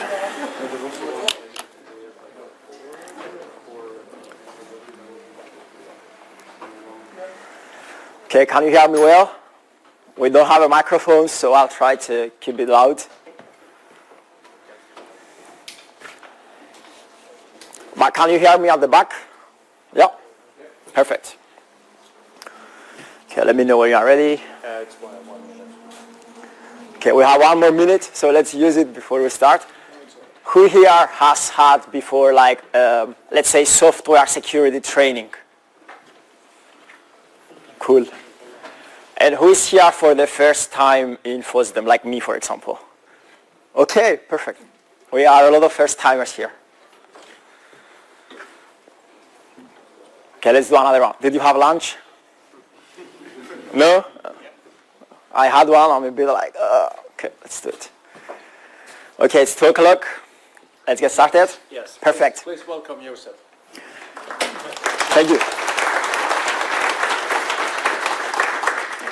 Okay, thanks for your warm welcome. Welcome to Breaking Barriers, the Art of Free Gamified Security Training. My name is Joseph. I'll tell you more about me at the end.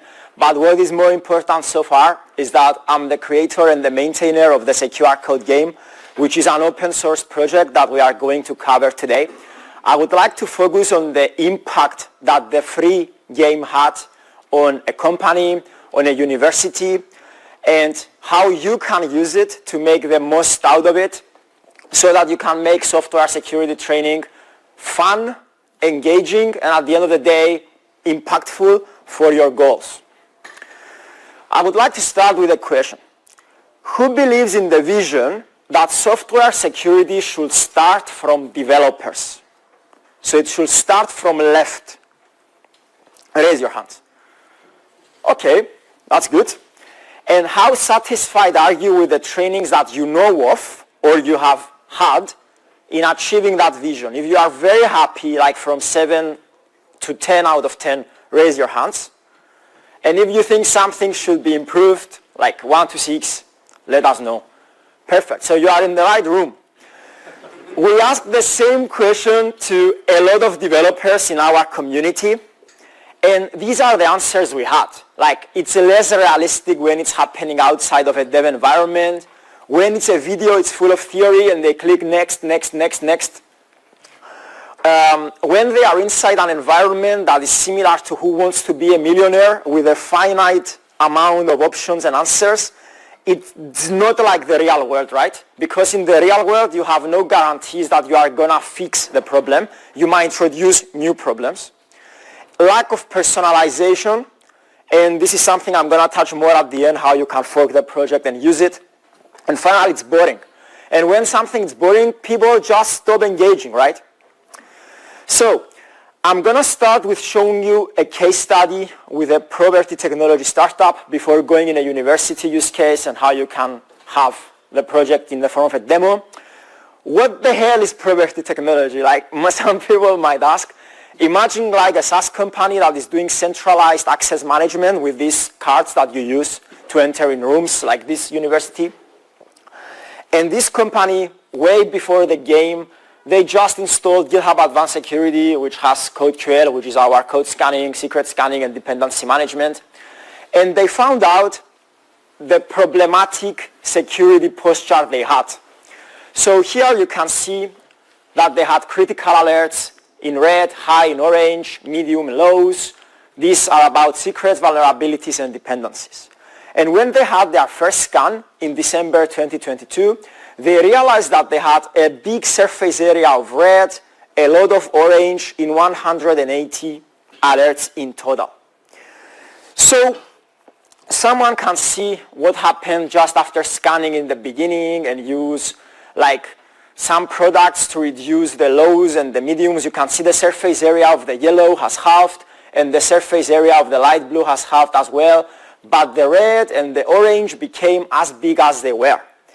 And I'm walking you through this because I want you to understand the impact that security training that was working had in this company. Now we are well before the game days. While someone might say that this is good, someone can notice that, well, the red and the orange remained as it was. These alerts are straightforward to resolve. They are using the security team and not devs. And you know, the chief security officer wasn't happy because the vision was to use the developers of this company to resolve security alerts in order to be a force multiplier. If I give you numbers, they had 100 software engineers and 3 security people. And one of them is this person here. So these bad proportions remain, right? Then someone can notice, and again we are before the game days, that they reduced this number to 18 in just a few months. But this is not good, and I'll explain why. While they have reduced a lot the red and the orange, because they were detected by by code scanning, they had this called office hours. And they needed these office hours that were the elephant in the room, because the nature of these alerts is complex. They need design meetings. And here, these meetings started 30 minutes, 1 hour, 1.5. straight away went to 2 hours plus per week. They were spending in security 4+ hours per week. It made the company unproductive. Their startup competition started to be fierce. And, you know, it's something unsustainable and risky for security. Why? Because a company needs to defend on all fronts when it comes to security. Not be amazing here in code security and amazing here, for example, when it comes to malware. They have to defending well enough in all fronts because attackers just need to succeed once. And again, we are in a startup environment. The company is increasing in size. The code lines increase. Therefore, the attack surface increases as well. They had two options, right? Keep what they do with the security time taking more time than the dev time. So you have a future that is uncertain. Or the other option is to do something else. So they start investing in trainings, money, time. They were not happy about that. They also started to invest in training for people to become security champions. But what happened was that these security champions had a lot of pressure on them just to be the people who solve the problems. The chief security officer, the chief technology officer have put what is called SLOs, service level objectives, for the amount of security alerts that will be open, and has pushed this down to the head of the dev teams. So they had so much problems because they wouldn't manage to reduce those. So they used the free open source option, the one that follows the open source principles, which is the game that we created. And let me tell you how they used it. They brought together their engineers. They formed teams of 2 people, and they played the game in a competitive fashion. But let's speak more and show a demo of this game. I'm here today to speak about the secure code game that someone can access in this URL. It's an initiative of the GitHub Security Lab, which is the team I'm coming from. I'll tell you more at the end. And we provided an in-repo learning experience, so the developers are in the code editor in order to spot problems, fix them, run them against tests, and understand their skills. Okay, so I hope you can see because of the sun. I'm going to walk you through this with my mouse to make it easier. So inside here, we are at this repo at the top. It's inside GitHub Skills, which is a free organization with different repo. The secure code game is one of the most popular repos there. And it's a template repo that someone can fork, can clone by touching create new repo there. I will choose myself to be the owner. I'll give it a name. You can choose yourself here to be the owner, give it a name. And you can have it as public visibility or private visibility. We are going to see the difference at the end is more than, oh, someone can see what I'm doing. So you are going to generate a new repo. Here I'm in my profile. You see a fresh installation.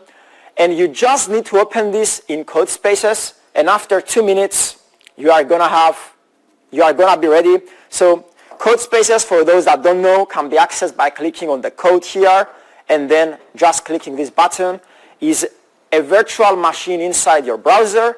And we are doing so that you are not going to need to install anything on your local machine. After 2 minutes, by the way, you have 60 hours of free code space usage every month, which is more than enough to play the game. I think you can go through in 15 or 20 hours. Unless you are really good, maybe you need 10 hours, 8 hours. Okay, so we have this file structure here. We have 2 seasons, season 1 and season 2. Each season has 5 levels, level 1 to 5. The first season has 4 levels in Python and 1 level in C. The reason is because I created the first season and my skills are mainly in those languages. While the second season, that was community contributed entirely, has JavaScript, GitHub Actions, Go, and 1 more level in Python. Okay. Every level has the exact same file structure. You get a code file, a hack file, a hint, a model solution, and tests.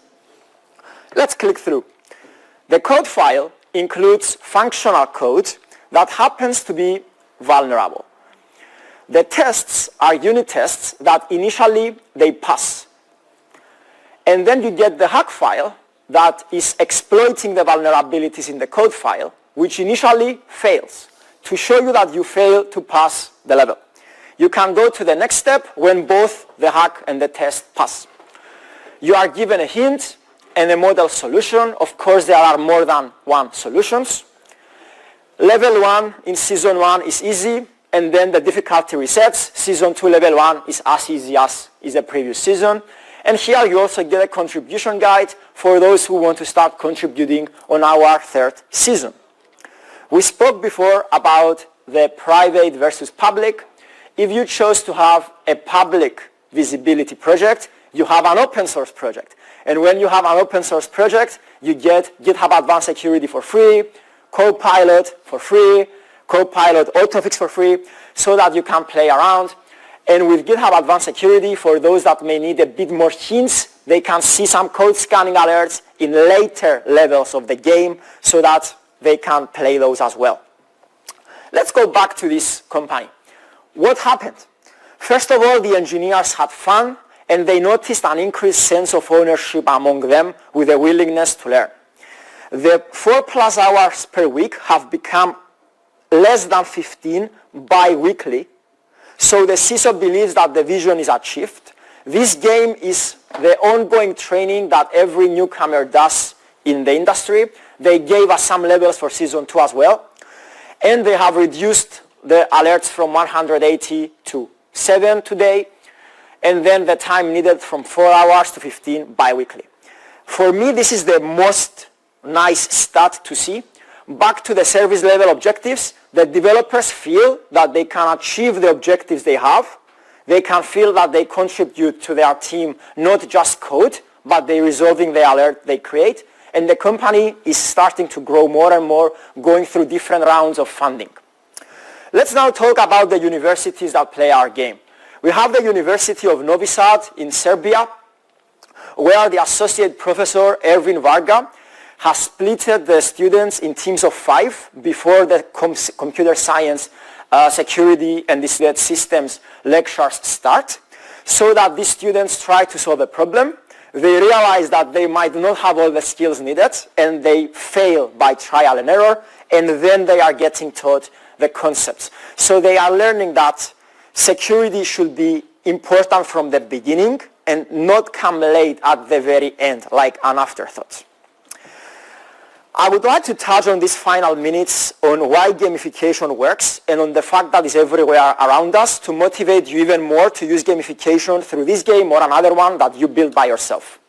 The gamification market has more than tripled from the last 5 years, and it's everywhere around us. You get stamps when you buy some coffee, you get likes after you post, you get points after you spend, you get high in the leaderboard after you run or cycle, and you get like a language or cybersecurity or something that is big and feels like an ocean and is daunting to learn, split it down into more manageable sections and you get rewarded for those. Okay, but why does it work? It works because us as humans, we want to feel happy, intrigued, and excited through dopamine. So we want to feel in control, like, oh, I have control in this game. Like me, I like GTA, Grand Theft Auto, that number 6 is coming out. I get a car, I'm in this map, and I drive around and I feel free. But in reality, I'm just in a finite map that the Rockstar company gave, right? So as humans, we would like to feel like that. We have a reward, a good behavior that is reinforced when we do things.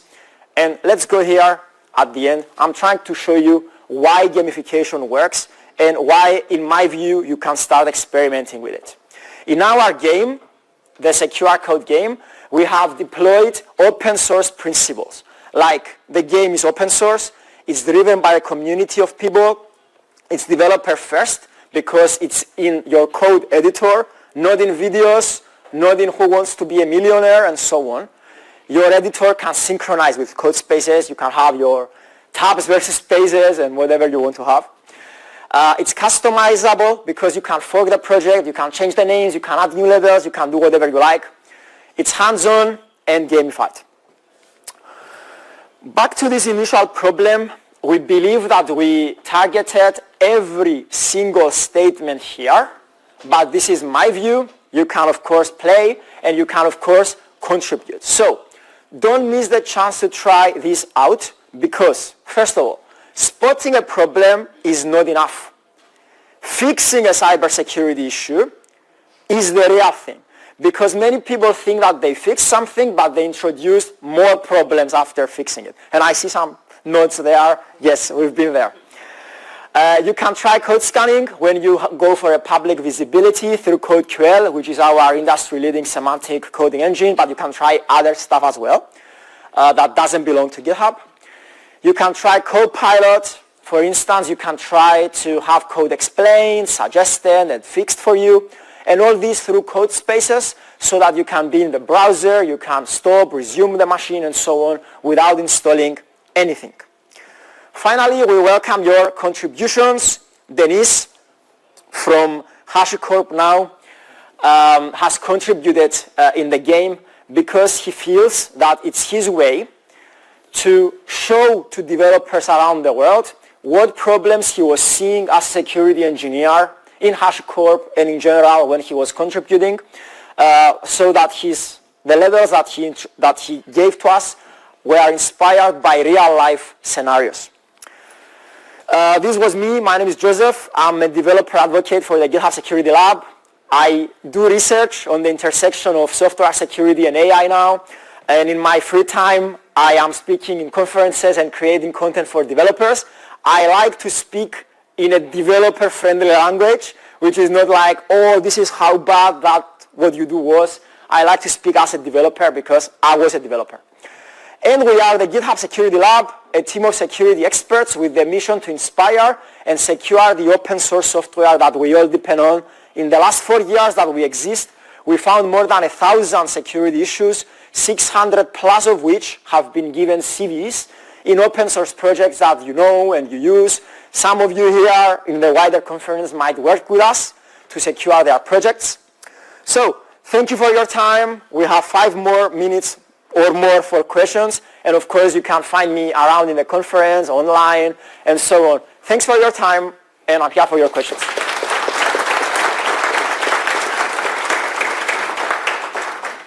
Any questions?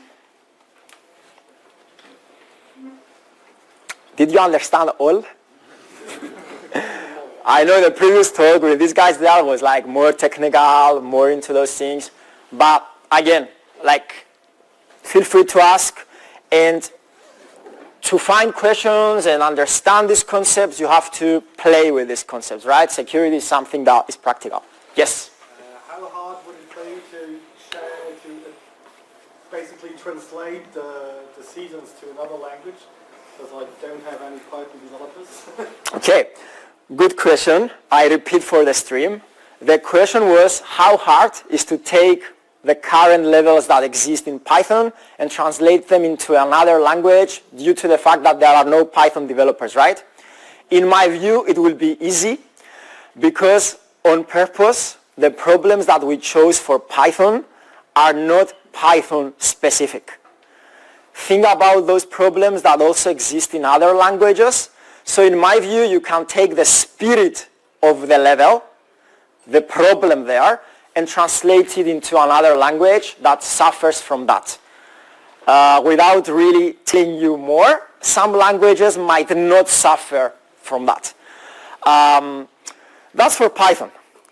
We have some levels in JavaScript that are JavaScript focused. Like imagine prototype injections and poisonings and stuff like that in latest levels. I don't think you can take those ones, but the Python ones for sure. Thanks for the question. Great one. Any other question?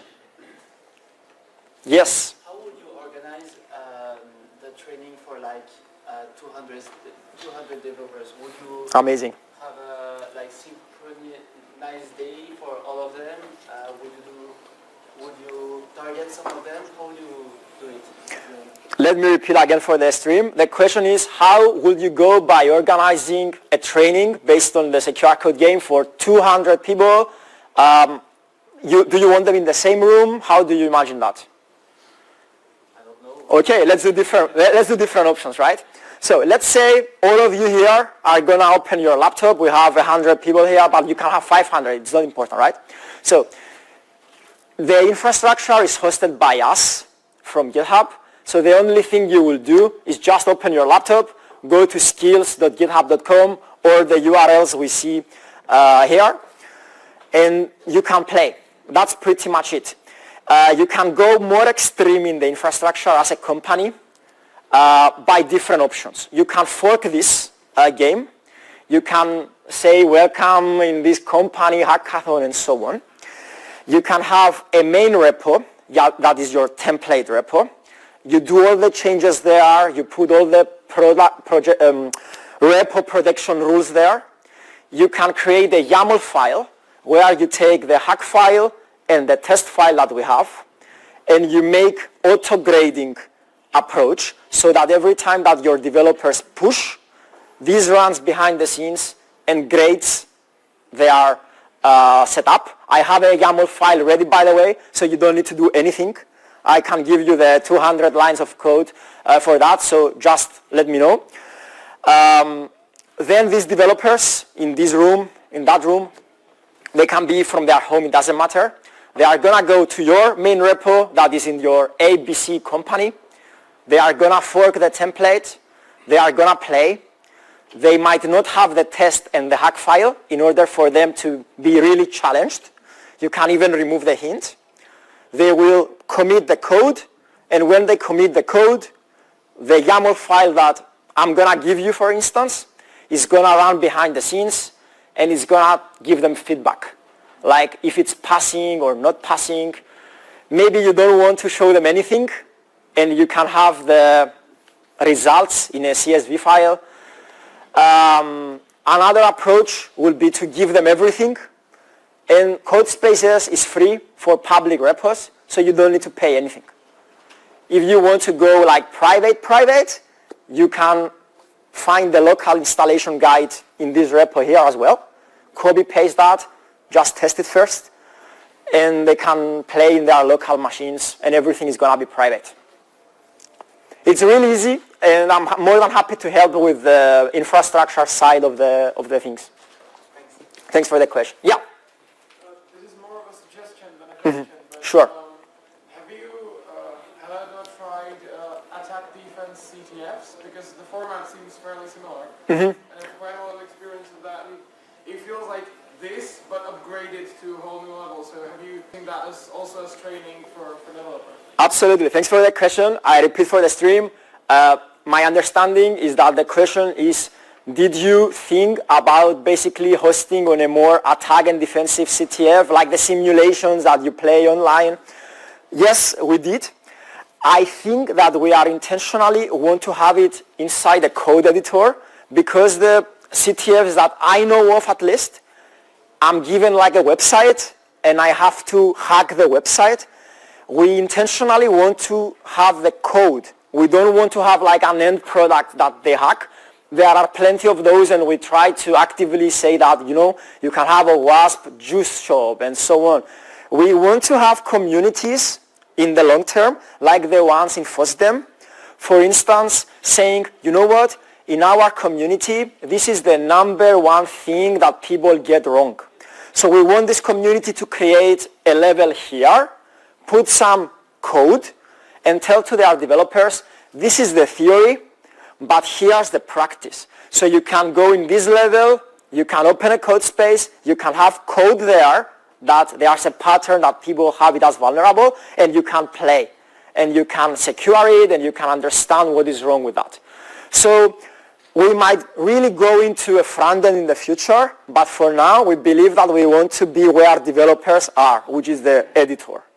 Thanks for that question. So I think we have time for the last one. Yeah, last question. Last question.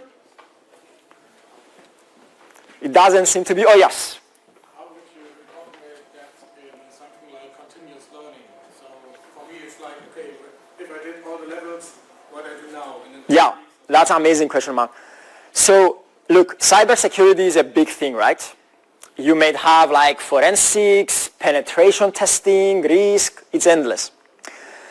Personally, when it comes to software security, my recommendation is to go and read open source code, try to spot problems there, bring your skills in the real world, try to see bugs that other people found. You can go in HackerOne to Backrowd so that you can keep working with this muscle of spotting problems.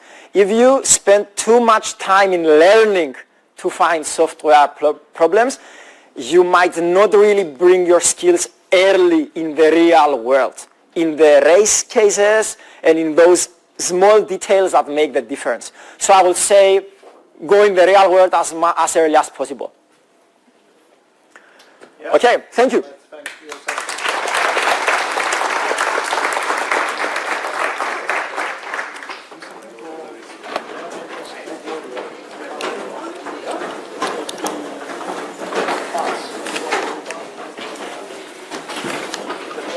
Do we have the next speaker?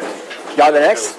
Yes, I have maybe I could email Yeah. you. I have a little security question regarding GitHub, but I think I need to go and the time is okay. But sure. I'll email you short. Yeah, feel free to email me or text me. Yeah, okay. Yeah. Thank you. Hello? Yeah, I will. I'm Nick. I work for Philips, small company. Yeah. We are largely using GitHub with I think about 5,000-6,000 developers. I'm planning to have some context around security this year.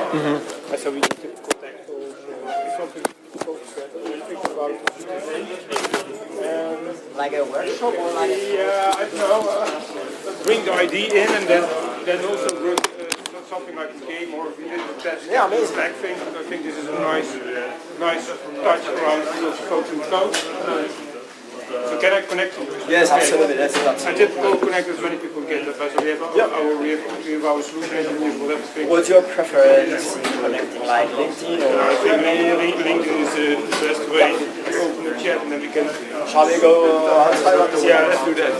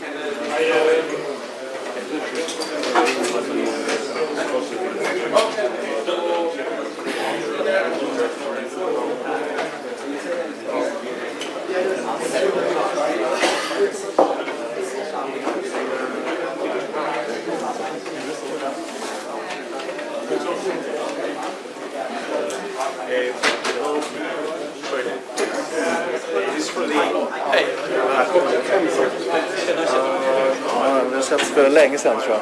Ja, vi får. Simon, eller hur? Simon. Ja, visst. Du kopplar in dig här. Vi kör om 2 minuter. Sätt den där och sen har du mikrofon här. Vi ska ljudchecka lite. Det är bra att stå här uppe. Du har kameran där uppe. Och så tänkte jag hålla upp lite lappar. Du har 25 minuter. Ska jag räkna ner? Men det är bra att köra 5 minuter. Frågor. Ska jag räkna ner till 20 då? Ja, det är bra. Strålande. Vi kan ljudchecka. Finns det, är den där igång så att jag borde kunna se någonting? Du ska...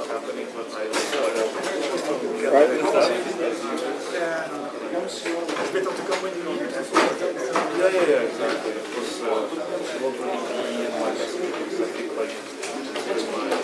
Ah, it works. Perfect. And the microphone as well.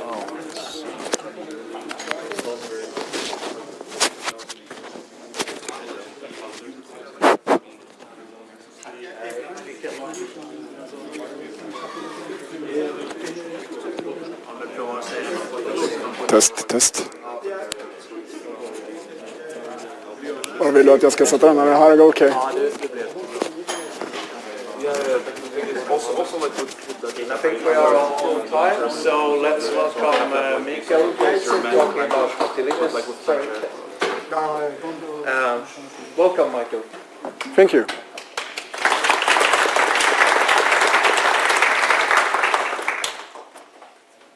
Okay, can everyone hear me? Yeah. Okay, I'm MC. I'm here to talk about the utilities T-key. And I see some of my screen isn't showing. Let's see how this goes.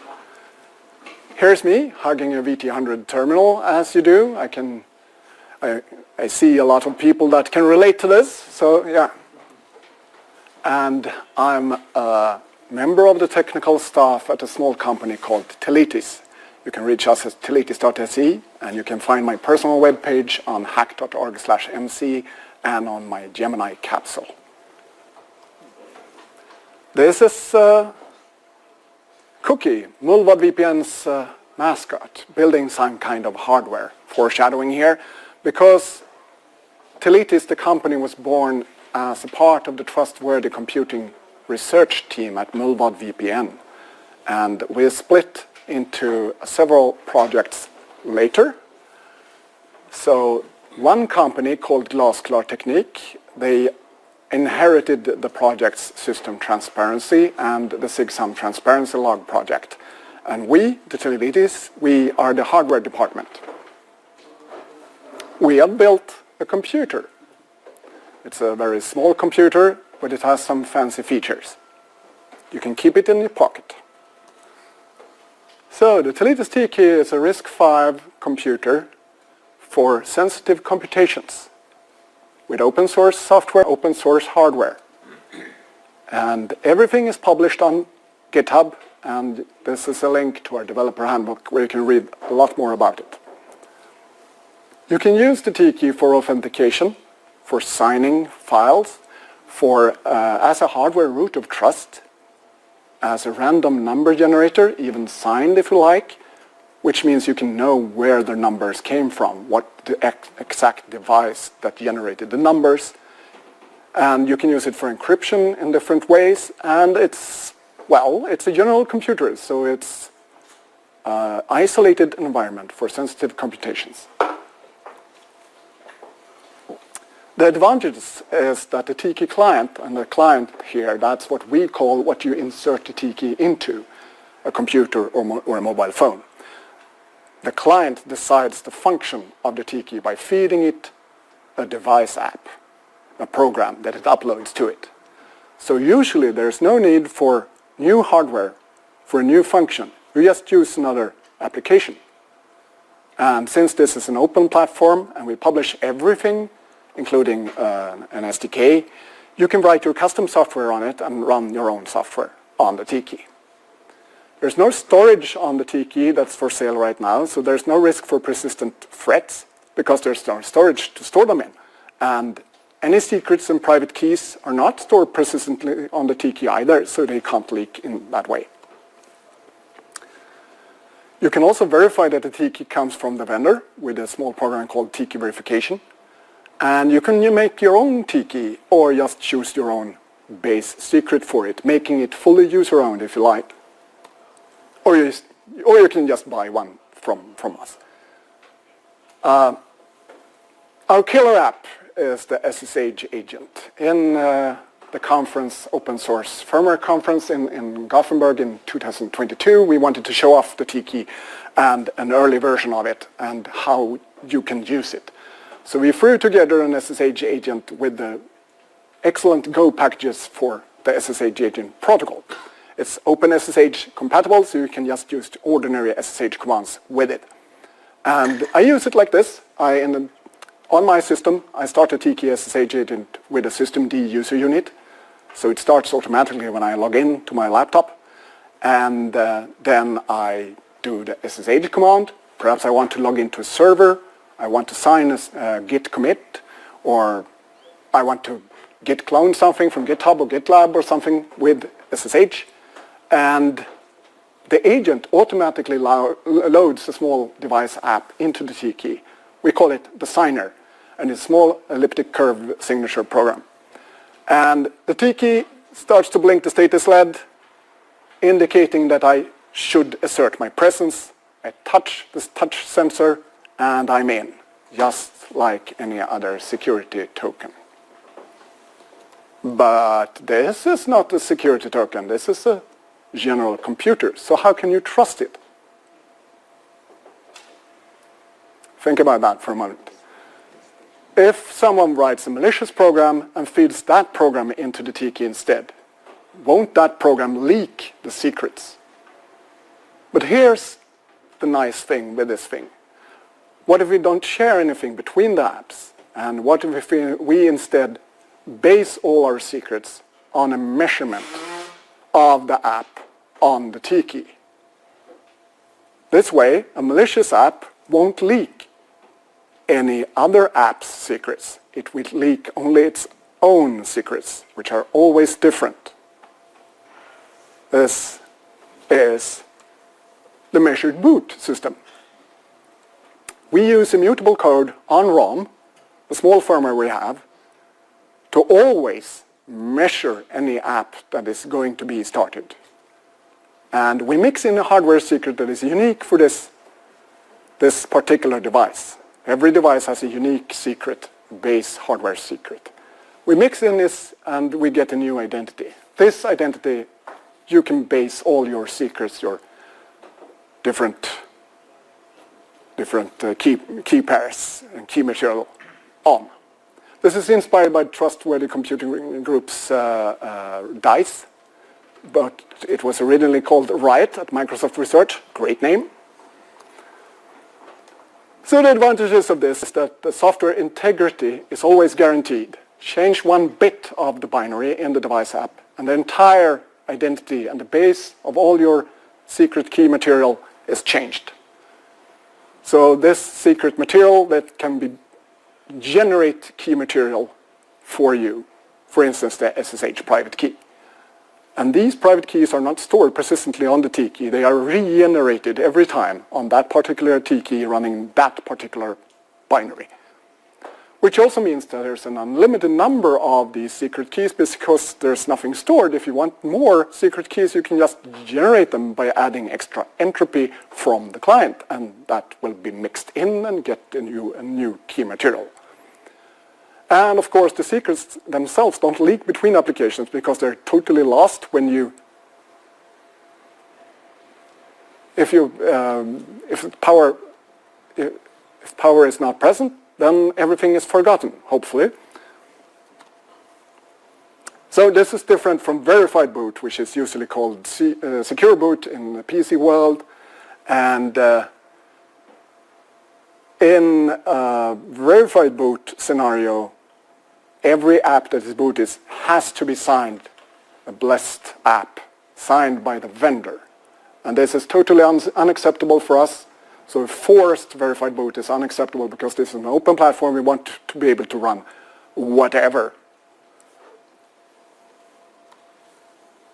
So this measured boot is computed like this. We call the result of the measured boot a compound device identity. It's a function that's described here. So we take the hash digest of the entire application before it started. And we mix that in with a new hash digest of the unique device secret, which is something in the hardware, something the user has, that unique T key. And we mix it in with something called the user-supplied secret, which is a hash of typically a passphrase that the user types on the client, the laptop or whatever. And we mix, that's something the user knows. And then we throw all this together in a new Blake 2S operation, and we get the CDI, the compound device identity, mixed together by the unique device secret, the application digest, and the user-supplied secret. That's the CDI. That's the base of all secrets for that particular application. The application itself doesn't have access to the unique device secret, so it can't reveal the base hardware secret to anyone. It only has access to the CDI. let's talk about the hardware for a moment. On the right side, there's a USB-C connector. On the left side, there's a touch sensor, and there's a large chip in between, and that's the FPGA. I guess most of this crowd knows what an FPGA is, but bear with me. An FPGA is a chip that you can configure inside it to appear to be another chip. And our hardware design is inside that chip, locked down inside an internal memory with a blown fuse, so you can't read it out again. This is important because the unique device secret is a part of the hardware design, and we don't want to leak that. Some specs. We have a 32-bit RISC-V CPU. It's the soft core inside the FPGA. We use Claire Wolf's Pico RV32 for this. There's some RAM. We have some hardware cores around the CPU, which is memory mapped. And there's two execution modes, firmware mode and application mode. This means that in application mode, most of the memory is not writable anymore or not visible anymore. Especially sensitive stuff like the UDS is not visible at all. There's no interrupts in this design, so it's easy to reason about where the code is at any given time.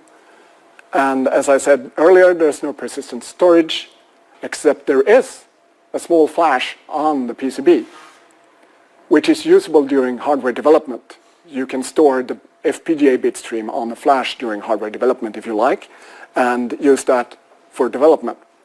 But when you store it inside the FPGA and blow the fuse, you can't access the flash anymore. There's no operating system. You're on your own. We provide some C libraries and stuff, but there's no operating system at all. This is bare metal. For the actual design, we decided to use only open source tools and only documented or reverse engineered FPGA chips, which kind of limits our choice of FPGA. And we use Yosis and NextPNR. We use iStorm, and we developed some of our programming tools ourselves. And yeah, mostly Verilog for the hardware design, and KiCad for PCB design, and everything is published and open source licensed. So please do something with it. The FPGA chip itself is a Lattice 40 family, which has had already good support in open source tools. But importantly, it has lockable internal configuration memory, which means we can lock down the bit stream and the all-important unique device secret inside the chip. The ICE40 has kind of limited resources, so it's a challenge to fit the entire design into it. But we're paying for reversing other chips. Oh, shit. Okay. Right. Okay. Well, this is supposed to be an illustration of what's inside the FPGA. And as you can see on the front, above there's a CPU, there's some ROM where the bootloader is, there's some firmware RAM, only available for the firmware, there's the unique device secret, and on the bottom there's, among other things, a timer, and there's a UART for communication with the client. No interrupts, remember, so you have to pull this UART just to read or write something at all. There's also a true random number generator here, a touch sensor control, and there's also something called the TK1 core. And inside the TK1 core, there's something called the security monitor. And in modern chips, as you know, the actual CPU has some of these functions.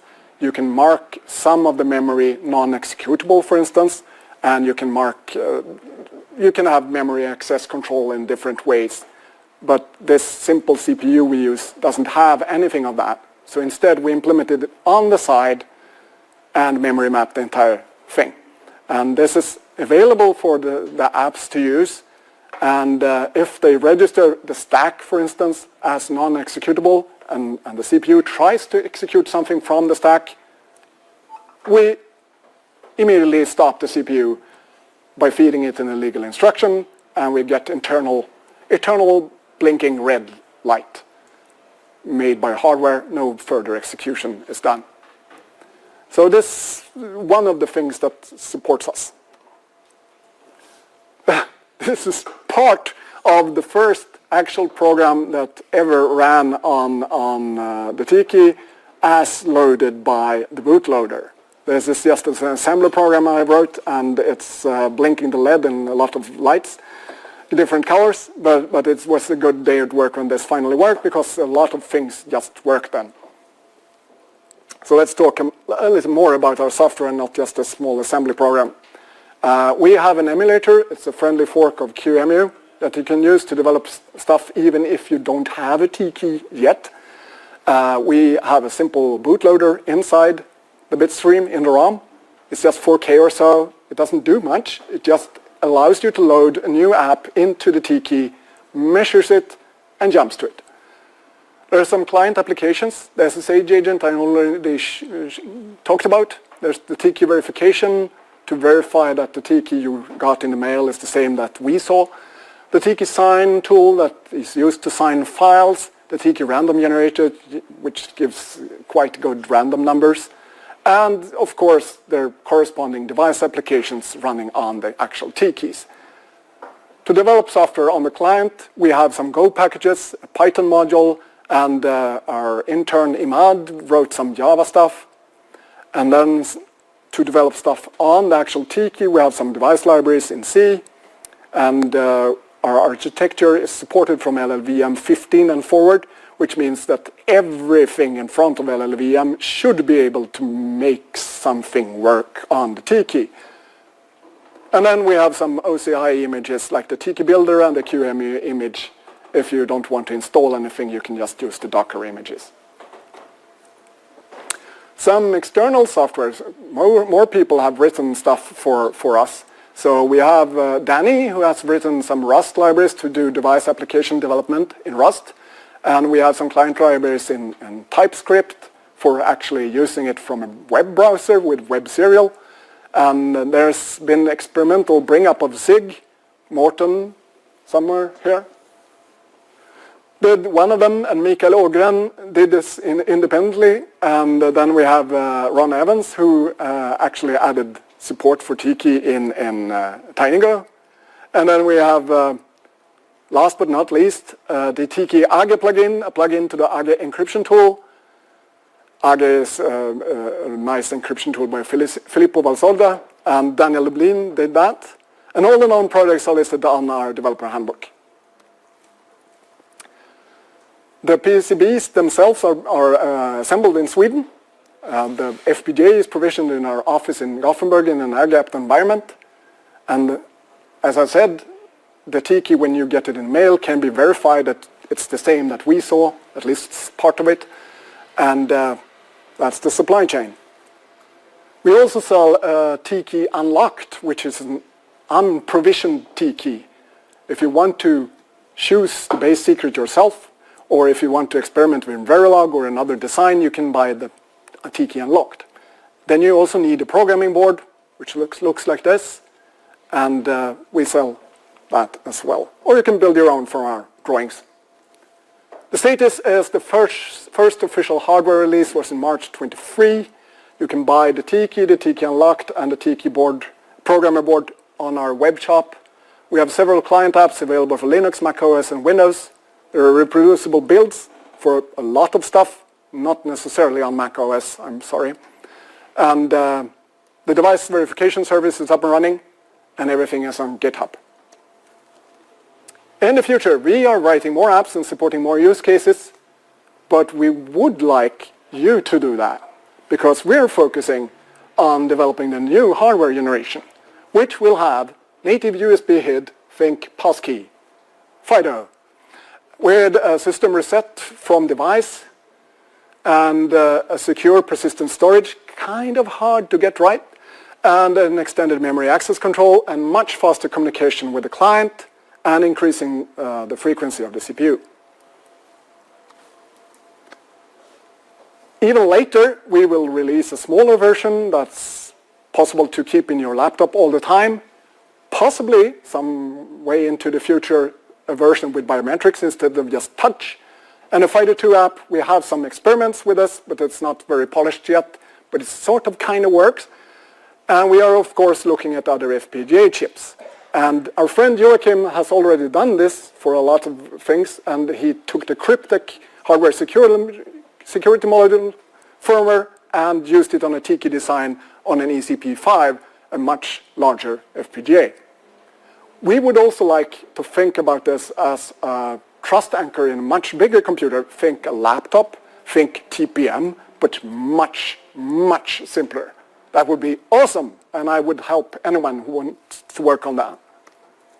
So in summary, we have a new RISC-V computer with interesting hardware features in a USB stick form factor with no persistent state that uses measured boot to create unique identities based on what the user has, what the user knows, and the software integrity of the software running on it. Client and device SDKs are available. There's a custom SSH agent in Go and some other nice client apps available. Devices are user verifiable from production to end users, and it's all under open licenses, and we have a list of all known projects. Please increase that list. And you can reach us at telitis.se. We are on IRC and on Matrix, and there's the list of contact information. Thank you.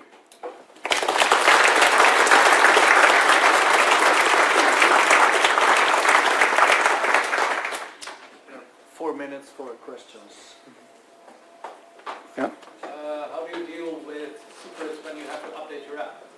Very good question. I purposely left that out of this presentation because I knew someone would get it. Well, I said forced verified boot is unacceptable, but voluntarily using verified boot by chaining two apps is quite okay and a solution to that problem. So first you start one app which verifies the next step. That's sort of possible with the current generation, and I have thrown together a proof of concept that does exactly this. It's called Tiki Device Loader. You can find it on GitHub. And that works, but it's kind of kludgy, and I threw it together during a hackathon. But in the coming generation, we will have support in the firmware for this, so we can guarantee the identity is kept the same for an updated version of, for instance, the signer. Yes. Thank you. Do you consider using SPDM? No, we want to guarantee a lot of stuff by using our own hardware design, because most of it is especially the UDS, is locked down inside the hardware design, and using something like a microcontroller or something would make this impossible. Yeah?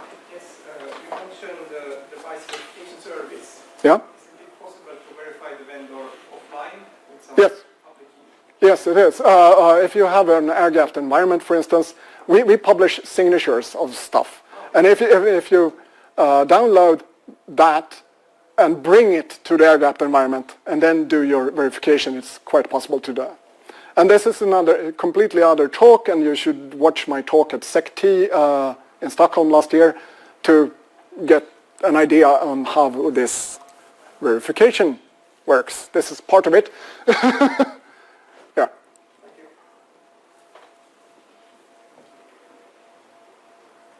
Yeah. Is it possible to buy a Tiki with the same hardware identifier, so two, so I have a backup?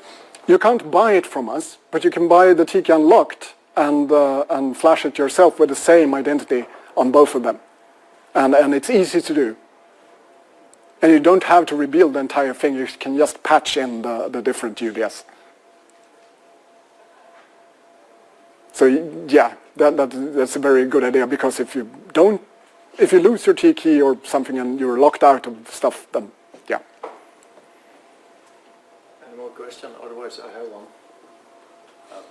You said there were difficult to do persistent storage attacks, but there is persistent storage. No, So you have no, it's not difficult to do persistent storage attacks. It's difficult to do persistent storage on the coming generation to actually implement it. Currently, I was thinking the current generation, Huh? it had persistent storage, but you fuse it. So I have to trust that the hardware is, the fuse protection works. Yes. Yeah. But that's inside the lattice size 40, so you have to trust the lattice manufacturing process. Yes. And you can verify that it's actually a lattice size 40 by using some other design on it first, which the attacker would presumably have a large problem trying to figure out what kind of test you would do to the chip. Okay, thanks, Daniel. No, thanks, Michael. Thanks.